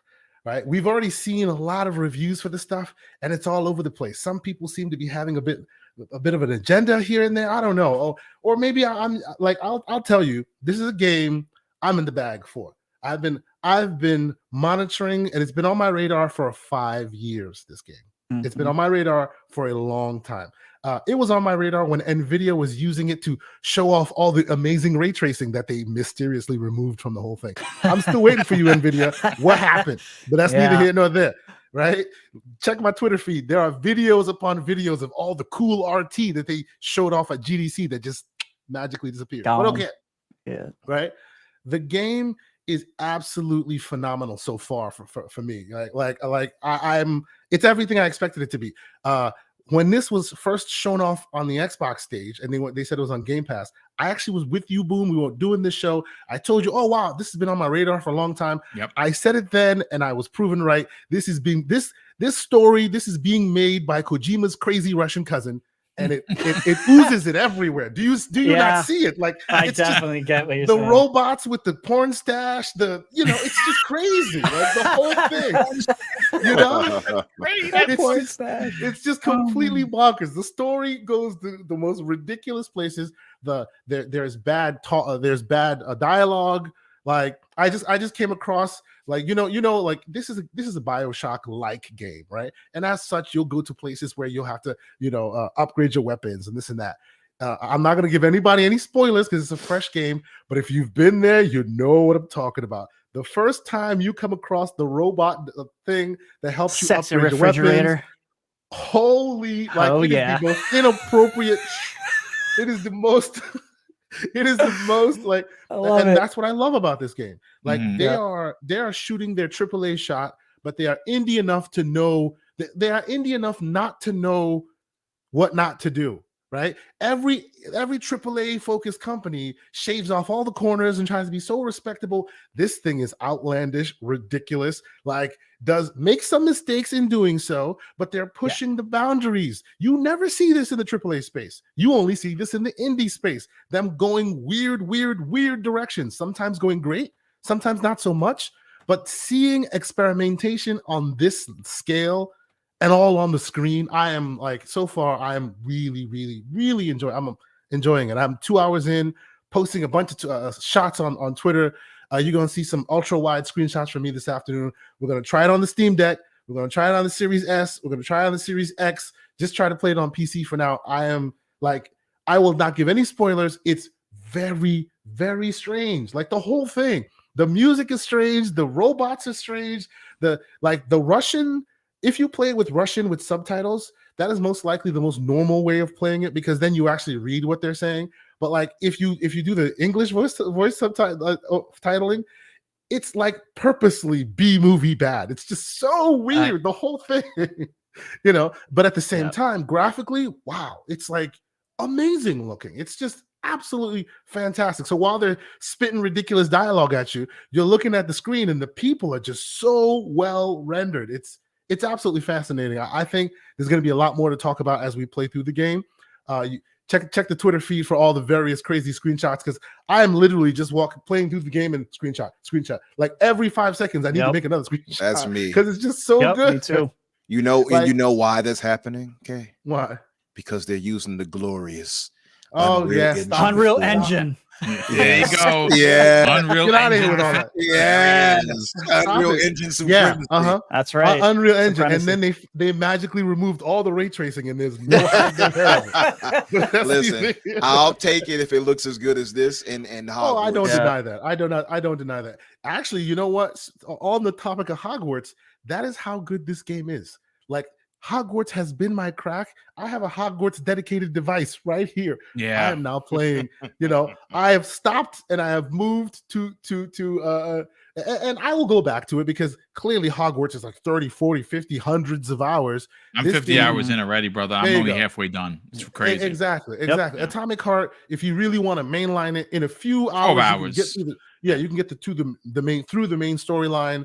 But like, I'm gonna supposedly there's a lot, like actually almost 1.5 times the side missions as there is the main mission. Yes. You know, so it's really, really cool. So I'm looking forward to playing more of it. Another cheap plug for me. One of the first reviewers to actually give it an 8 out of 10. Xbox era, Jesse Norris. 8.4, Jesse Norris. Yeah. Mhm. He gave it an 8.4. Jesse Norris. He will be on the GCP this weekend. Gaming Circle Podcast. He's coming down. And by the way, I may also be on Xbox era. We'll talk more about that one later. But yes, I'm really, really enjoying this game. I'm in the bag, ladies and gentlemen. You're gonna see more from me about that. It's good. Nah, good stuff, brother. Definitely good stuff. Let's Retro, let's get your opinion. Mr. Game Pass _daily. This is a big one. This is a big one to get in there. Obviously, again, the controversy is the controversy. Have your opinions, folks. But at the end of the day, I'm here to play games.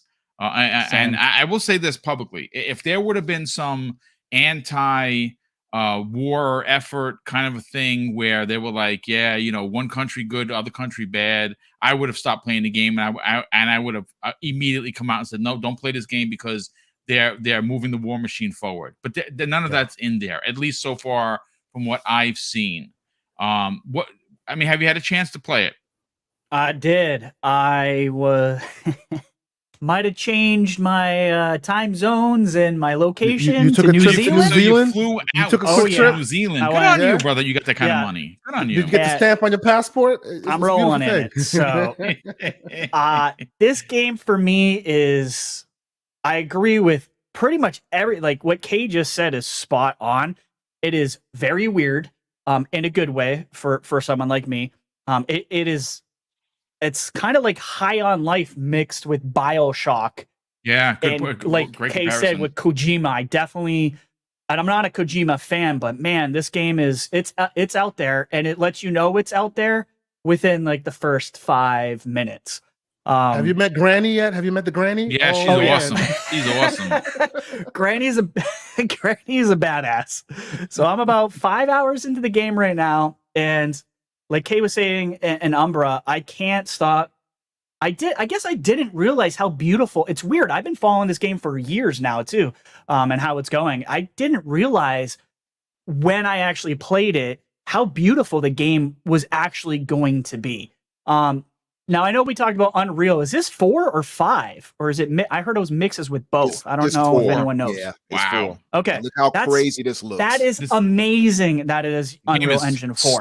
Stunning. I just, the whole like 1950s retro feeling of it with the futuristic technology is such a very cool mix. And I don't know if anyone has seen this show yet on Apple TV. It's called Hello Tomorrow, but it's just it's very similar. If you watch that series, it's gonna remind you of this game. I'll big put time. it on the list. Let me It put it on the just list. came out. It's weird. It's set, I think, in the 50s as well. You know, so you got, you know, the Mrs. Bacon muffins when robots are floating across the street and stuff. It's Cool. good. Yeah, I'll definitely put it on the list. Yeah, check that show out. But so far I'm liking the combat. There was some complaints online, and I saw all these videos of naturally the PlayStation guys bashing this on some of the melee stuff that was going on. I just think you're bad at the game, because the melee is not. It's not that Hashtag hard. get Like good. there's some videos of guys just constantly missing the robots and they just can't seem to hit them. So I guess you just got to work on your timing there. I don't see any issues with that. I mean, you're getting hit on by, like, you know, a giant refrigerator, which I thought was pretty dang funny. That refrigerator, just It's wait so till you get inappropriate, to bro. the. So It inappropriate. is so weird. And you know the Resident Evil guys that were hitting on the misses back in the day, they are already making comments all over Twitter. I'm seeing, you know, the robot sex talk that's going on Twitter. I see you. That's what I can't wait for. So, I saw some of those And snippets and clips. yeah, it is heavily implied in the game. But what I like is I'm still early on in the game, and I know there's 23 different variations of enemies in this game. So we're just scratching the surface so far, because I'm 4 or 5 hours in and I've only seen like 2 or 3 enemies. So there's some like organic enemies which I haven't seen yet. Those are the ones I'm really looking forward to, because those are the kind of the scary, kind of like Demogorgon type of looking enemies that are in the game. But the powers, like the electrical power, I'm a big fan of BioShock. So not surprising, I'm loving this game. But I really like freezing stuff. I got a thing with elemental powers in games that I really, really enjoy when they're done well. And I think it's done really well in this game. Just freezing enemies to slow them down, especially when you have a ton of robots coming at you. Like Boom was saying, he's getting his teeth kicked in a lot in this game, and I am too. I'm only on normal, and this game's actually harder than I thought it was going to be. So make sure you get the freezing stuff to slow down those enemies, because they will kick your butt and they will take you down very fast. And they attack you from all angles. Like I was getting hit from behind. I'm like, who's hitting me? I didn't even see where they come from. It's crazy. Yeah. Absolutely. The only thing, and I this is why I completely agree with Kay. The writing for me, it can be a little cringe, as my sort a little of the bit downside. of it. Some of the voice acting is like when they voice it, it's a little cringy. Yeah. I've been debating getting off of the English version and going with the Russian one, because of the character P3 is slightly annoying me. There is some funny back and forth banter between himself and the actual glove. Naturally, the glove talks to you if you guys haven't played the game. So the glove is a wise ass, and I enjoy the glove going at him. But yeah, so far I'm loving the game. Big BioShock fan, so I'm gonna be playing that. I put down Hogwarts for a hot second. I'm gonna try to play this some more and play Hogwarts at the same time. Very difficult to pull do. that off. It's very hard to do. But I'm enjoying the hell out of it. So I don't know if I agree with some of the reviews I've read. I specifically tried to read some of the lower scored reviews, and it feels like there's some agenda pushing through there. Yeah. I haven't seen a 1 out of 10 like we did with Hogwarts, but I feel like this game should be treated as a rose that grew from concrete, rather than judging it against all these top tier other studios that have had years to iterate on the formula. Yeah. These guys are out of nowhere, and they are like hitting at such a high level. Something had to give, right? Like, absolutely, just like Avalanche, right? Avalanche, they came out of nowhere and created Hogwarts, what I feel is a masterpiece. And I think clearly. I'm not saying this game is a masterpiece, but it's really good.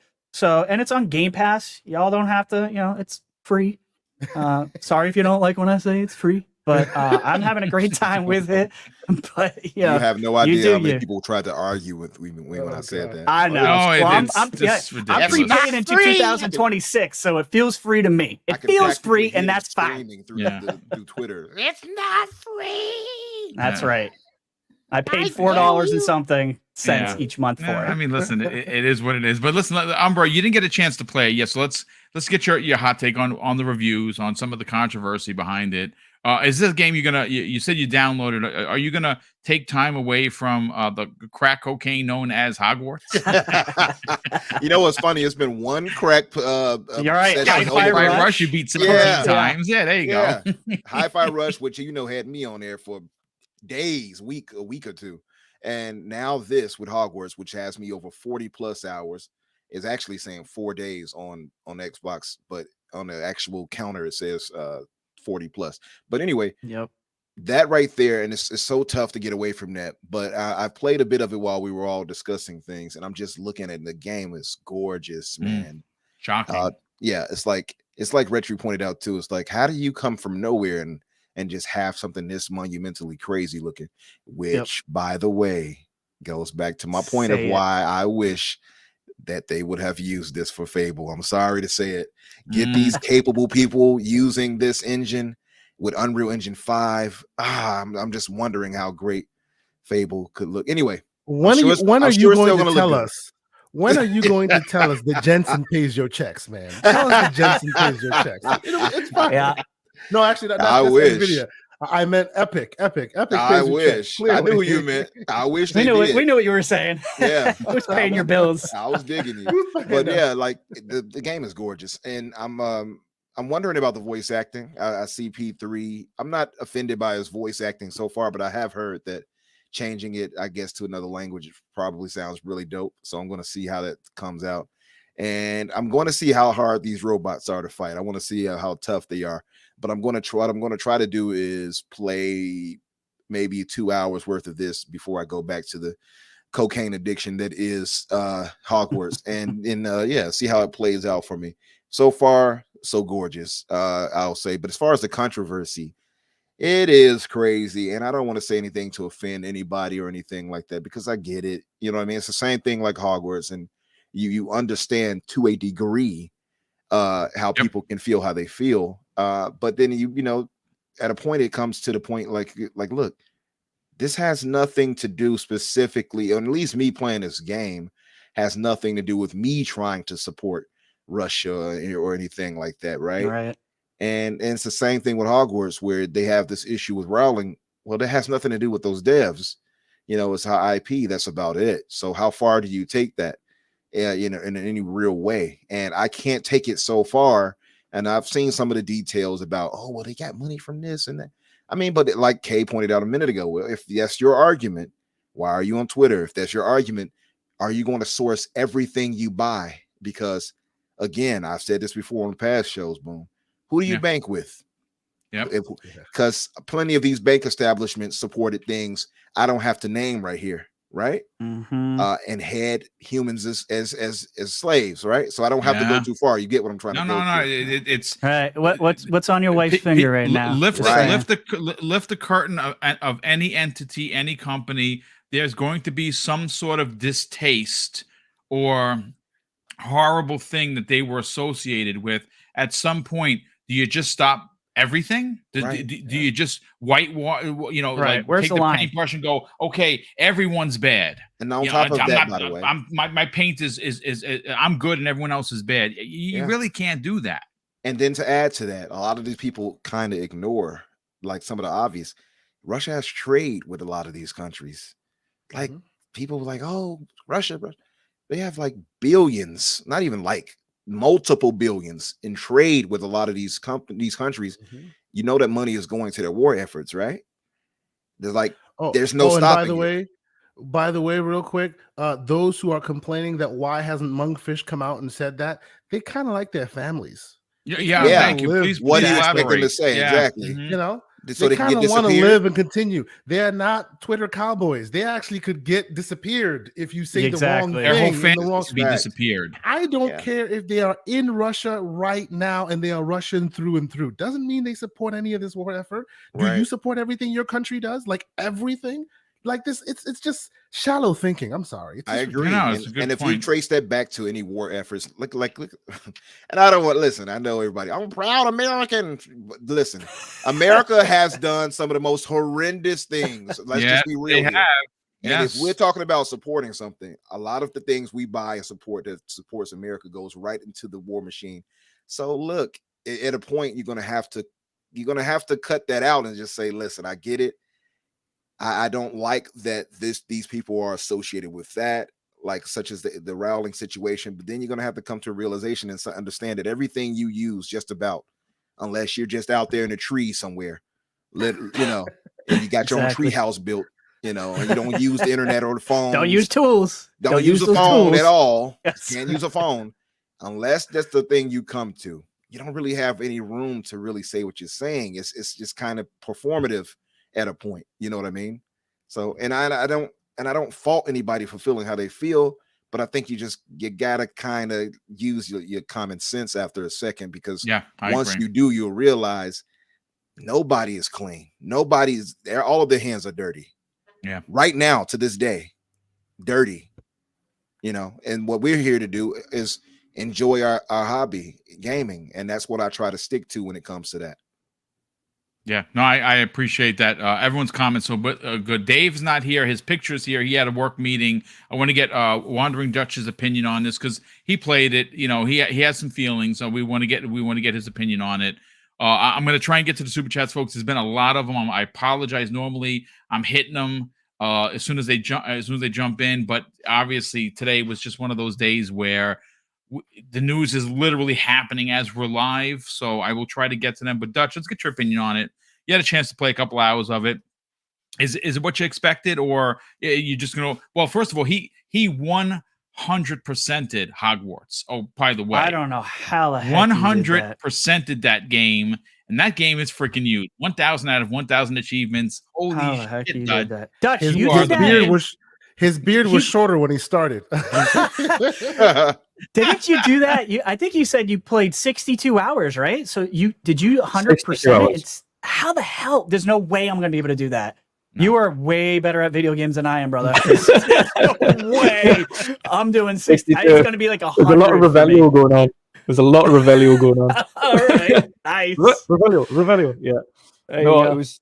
To be honest, I don't often know 100% games. The last couple of games I've 100% was like God of War Ragnarok and things like that. It's only games that really grab me. Yes. So I want to go out and 100%. Everything else, like if I like it, or even if I love it, doesn't necessarily mean I love it to the point where I want to just do everything. A lot of them I'll just play the game, finish the game, and then that's it. That's shelved, it's done, move on to the next one. But with Hogwarts, I've even started a new save, despite of being 100% on everything. I've started as a Slytherin boy now. Let's go. Nice. Team Slytherin. There's a reason to go back. The good thing is there's a reason to go back and play as different houses, because they've all got a little bit of a different quest here and there. Some of the rooms you can only access being a female, and some of the rooms you can only access being male. Some of the rooms you can only access from certain houses. For instance, as I mentioned earlier, you can only go to Azkaban if you're a Hufflepuff. So it's worthwhile dropping and changing and trying it all. There's just so much going on in the game. But no, thoroughly enjoyed it. Coming into this game, of course, first of all, on the controversy, I understand this far more than I understand the backfired approach from the activists for Hogwarts. I thought that was just absolute overkill. That in that case, there was literally no correlation between JK and the game. She did have literally no involvement. The only involvement she had was the developers going to her, "Can we use your IP to recreate a game?" "Yes." "Thank you. Goodbye." That was the involvement. Otherwise, she had literally no input in the game from start to finish. It's their own story, their own characters, their own world, etc., etc., etc. When it comes to Mundfish and Atomic Heart, I understand that far more, because the developers are linked to Russian businesses. The bosses have refused to kind of push themselves away from things, so I can understand more so the unrest on that, because people are actually being killed in 2 countries. So unfortunately, like that, I can understand the backfire in that, which is why I'm not getting into the rigmarole on Twitter about it. There's a few people that are being over the top about it, as you can expect. However, I'm never going to get into an argument with anybody that's Ukrainian or Russian, for that matter, about it. Of course, they're going to have their own feelings about that. We're going to disagree. Which, of course, they're entitled to. Yeah, you know, exactly. I want that to be front facing. Yeah. Have your opinion. There's nothing wrong with that. I agree. Exactly. But at the end of the day, as well, on a side note, we're just playing video games. We're not getting into the politics of it. Yes, there's going to be some shady characters involved in the background, but as everyone already has pointed out here, every company in the world, every country in the world is involved in shady dealings, far beyond that, that we can comprehend. Like, when people keep talking about the Middle East and things like that all the time, I'm like, do you realize, like, both of these major superpowers, the US and the UK, both trade arms with the Middle East? So when we're talking about these things, we need to just take a step back and just say, listen, You can have your moral high ground as much as you like, but you'd be here all day. You'd be clothesless, foodless. You'd be without a house. You'd be without money. Like if you want to go down the wormhole, you'd be Stop driving that left with Volkswagen, you nothing. Nazi. Just Yeah. saying. Right. Exactly. You'd be here all week if you wanted to go down the moral high ground. So I keep out of that. Unfortunately, the way of the world does not allow us to pick and choose things like that. It's far beyond our capabilities. So let's just focus on enjoying the game. Atomic Yes. Heart reminds me of Dying Light in the combat. That's a little bit of that. That's a good reference. Yeah. Yeah, heavy inspiration on Dying Light. I think they chat far too much so far. The chatting is getting on my nerves. Okay, I'm not the only one. Yeah, not the only one. The chatting's getting on my nerves. The granny was cool, but she was like so far short and sweet at the beginning. But that weird robot Nora, she just needed to shut up. Like, See, she went on that's the far chatter too I long. actually enjoyed. Oh, man. Yeah, it was good, like for a short minute. But you know when like it's like that joke that they just keep telling the same joke over and over again. Yes, that's why it kind of reminds what me it of High felt on like. Life a little bit. Kind Yeah, of hitting you over the head. it was just like, but on High on Life, you kind of expect it because it's like Yes. it is satirical and it's stupid and they're just gonna say the same things all the time. In all But with- aspects of this game, subtlety is not the strong suit. No. It's just Really in not all subtle. aspects. Yeah. Yeah. And on the inspiration front, I can understand why the Ukrainians are pretty miffed about this game because it is uber Soviet. It is like super Russian, like everything. So I can really understand on that front. In terms of visual fidelity, brilliant. The audio's quality, the sense of skills, amazing. The combat, like I say, it's a bit swift at the minute. Even on kind of, I've tried a couple of the difficulties. The combat, that you remember that kind of the black robot that attacks you straight out the gate. Yeah. He was no joke. He was just like jumping around the room really quickly and things, just bashing you quick laser. I was like, how many times am I gonna die before I beat this like like mini boss? What were you playing it on? Medium, hard? You a normal or? It was just normal. Wow. So we have just established that the Dutch is a better gamer than most of us. I beat that guy first go on normal. I did too, but he is far better gamer. He was than us, harder. though. I'll still establish. He definitely is. I was just like, what is this guy doing? But yeah, it was just, I don't know what it was. And I thought it's the health bar seems to degrade extremely quickly. I don't know whether or not that's something that you can upgrade later on. No, I agree with you on that one. Yeah, I've noticed like that it was as like well. one hit and I was down to like half health, or sometimes it was one hit and I was down to like just a fraction of the health bar. And I was like, just hit the health back up again. Like I was like, okay. But it's a strange change of pace after coming off Hogwarts, is all I will say. It's like going into a Dying Light mashup with Wolfenstein. That's exactly what it feels like. So I'm gonna have to wrap my head around it. Absolutely, the aesthetic, everything is very Wolfenstein. It's a Soviet Wolfenstein. Yes, absolutely. with some Bioshock you mean Infinite Wolfenstein or vibes. Wolfenstein? Yeah. I'm never gonna say that correctly. Wolfenstein. Yes. Wolfenstein. Yeah, Wolfenstein. it's more of a V at the beginning. You just make it sound so easy. But yeah, no, it is a good game, no doubt. It'll take us a little bit more to get into this one than it did Hogwarts. Hogwarts, I think it just caught much easier for me. Yeah, absolutely. I agree with you. It's, I don't know. Again, it might be the characters. It might be the not the acting per se, because I think the acting's good. I think it's just the chatter's too writing. much. I think it's overkill. Yeah. I think if they toned that down a little bit, I might be getting along with it a bit more. But we'll see. It's early days yet. Give it much more time. There's a lot more upgrades to do. But yeah, so far to me, it's a crossover between Wolfenstein and Dying Light. That's what it feels like. Yeah, I mean that's what I take from it. Listen, folks. I want to apologize up front. We're not going to really have the time to read the super chats. I apologize. You know, it's one of my major sticking points. We have a lot of them. Unfortunately, the news got away with us, and I will try and read them on the opening act of tomorrow's primetime gaming to give you credit, because obviously, you don't have to give us anything here on this channel. We do it for you guys, and we definitely appreciate the super chats. I definitely got to get everyone out of here. Unfortunately, I have to get out of here. I'm running actually a little bit late. I was hoping to finish the show a little bit earlier, but here we are. Breaking news and all. I got something super important to do with Mrs. Boom, and she's waiting for me. So we don't have to do outros, Boom, if you don't want. We can just peace out, dude. Well, I mean, we're gonna get to the outros. I want to at least do that, folks. Again, we had almost 700 people here. If you are finding the channel for the first time, please consider subscribing. Like I said earlier, I do these live streams 5 days a week, Monday through Friday, all different shows, all different panels, but more importantly, all legitimate, well thought out content that you can enjoy, whether you're cleaning, whether you're on a long drive. Let's start with the outros. We'll go first. Dutch, brother, let's get you out of here.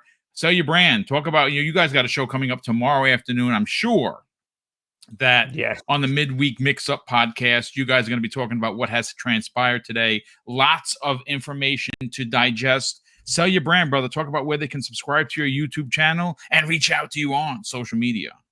Definitely, yeah. Thanks for sending the invite, and I jumped in as much as I could do anyway. Appreciate it very much, brother. Thank you. A broken washing machine, which is why the brother come round. So, fun times. But yeah, we are doing a show tomorrow, 7 p.m. UK time. That's 2 p.m. Eastern. Yes, yeah, 2 p.m. Eastern. 11 a.m. Pacific. Yeah, we will be covering both this news. We'll be discussing the announcement that on Thursday, Forza Horizon 5's next expansion will be revealed, which will be absolutely awesome. And of course, giving our thoughts on Atomic Heart and more. So yeah, join us, of course, on Wednesday for that. And you can find me everywhere at Wondering Dutch, of course, and including on YouTube at Wondering Dutch. If anybody wants any Xbox dashboard themes that actually match the layout of the dashboard, they are available for free on our Twitter channel. So feel free to jump on there and save them and upload them to your Xbox for use. But other than that, have an awesome show. Thank you, brother. Definitely appreciate that very much, and appreciate you certainly being here to talk the talk. And there was a lot to get into today. Asante, let's get you out of here, brother. Talk about where you're going to be this weekend, what you're going to be doing, who you're going to have on, and where can people reach out to you on social media? Yeah, I will tell you, I am in the bag. You will see so much Atomic Heart and also Hogwarts footage from me coming through, because I'm hashtag the Grazer. I will be attempting that yeoman's task of playing them both at the same time. We'll see how the tones work, but so far I'm really enjoying myself. Appreciate being invited on. Anytime I can jump in and my bosses ain't killing me, I can be part of this conversation. I want to. Usually I'm in the chat just listening in, going, give it to him, Boom. Red Street, continue being slanderous. Appreciate it. I always love being a part of this conversation. So thank you guys for having me. Let's see. Saturday, GCP Gaming Circle podcast. We will have Jesse Norris on from Xbox Era. He was one of the first to do the good reviews for Atomic Heart, and I want to deep dive. He's been playing crazy amounts of it. Yeah. I want to have a great conversation with him about it. So come check us out there. It hasn't been officially put out there yet, but I will tell our small 600 people audience. Yeah, I will also be co-hosting the Xbox Era podcast on Saturday evening, which I'm super excited about. It's pretty awesome. That's awesome, so dude. Well catch me there. Appreciate that. Yeah, I'll be on there with Special Nick. It'll be a fun show. So I'm looking forward to that as well. But yeah, just a lot of gaming conversation. There's just going to be so much happening. Of course, with all this CMA EU stuff, Mr. Everborn Saga is probably right now with his bifocals like this, like reading through all the paperwork. So we're going to talk about that as well. But no, come check us out. Gaming Circle Podcast, TKO Asante, Xbox, PlayStation, all those places. And yeah, we'll see you guys next time again. And maybe one day I'll drop back into the Xbox Factor podcast on during the day. That would be great, Thank brother. We love having you. Infinite Number, sell your brand, brother. I know that Friday night's show at the Xbox Infinite podcast is going to be fire. There's a lot to get into, a lot to digest. I would imagine in the coming days there is going to be even more information coming out. Talk about where people could check that out Friday nights, and more importantly, where could people reach out to you on social media? Yeah, man, this was a good show right here. Good talking, like nothing but world premiere, like breaking news every 2 seconds it seemed. Mhm. Man, happy to chop it up with you guys, and more happy that the chat was so engaged. Yeah. You guys can find me on Twitter, of course, Infinite Umbra or Umbra Infinite. You'll find me either way. And of course, on Fridays on the Xbox Infinite podcast, named after me, at 7 o'clock Eastern. I threw that in there really quick, By the way, I was asked to appear on a crazy number of podcasts this week, so I might be stopping by RDX tonight. Oh, nice, dude. Jumping on there, as well as Friday on a good buddy Gaming Guru and a few other friends, Red Dead Panda and Boba Fett in their channel, and Saturday with Pong Soul, Fuzzy, and our brother.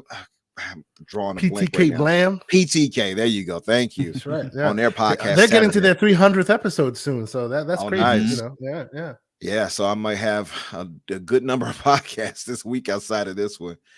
So check that out. I'll definitely post it if I am. And man, I am about to aloha mora myself back into back into Hogwarts.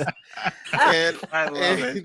And I'm gonna get into this, and then I'm gonna try to get in. I'm gonna try to do what you're doing, Kay, and try to play both if possible. I expect Hogwarts to take most of my time. Merlin's beard. Right. Slytherin gang, by the way. He's Slytherin. That's right you here. know.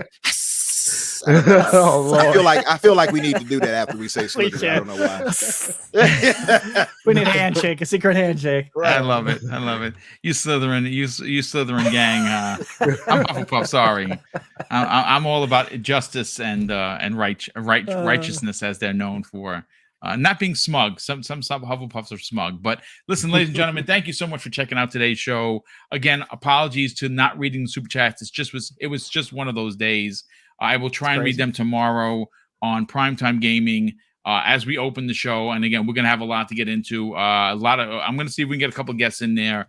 I'm going to reach out to a few people that I'm hoping that can take the time to break this deal down, because there's a lot to get into. And of course, I just want to thank everyone. Again, almost 700 people here tuned into this show. Obviously, breaking news. I think we covered it like champs. And obviously, you're going to see on my new YouTube channel, I literally was building a new thumbnail to replace the Atomic Heart one, because it's just we led with the breaking news. So if you see that, it's not a new show, it's what you listen to. And of course, I'm going to close out the show, folks, with something that's important to me. Hopefully one day it'll be important to you. And that's something that my dad taught us when we were kids. And he would say, Craig, treat others how you want to be treated. And also, it doesn't cost anything to be nice. You live by those rules, son.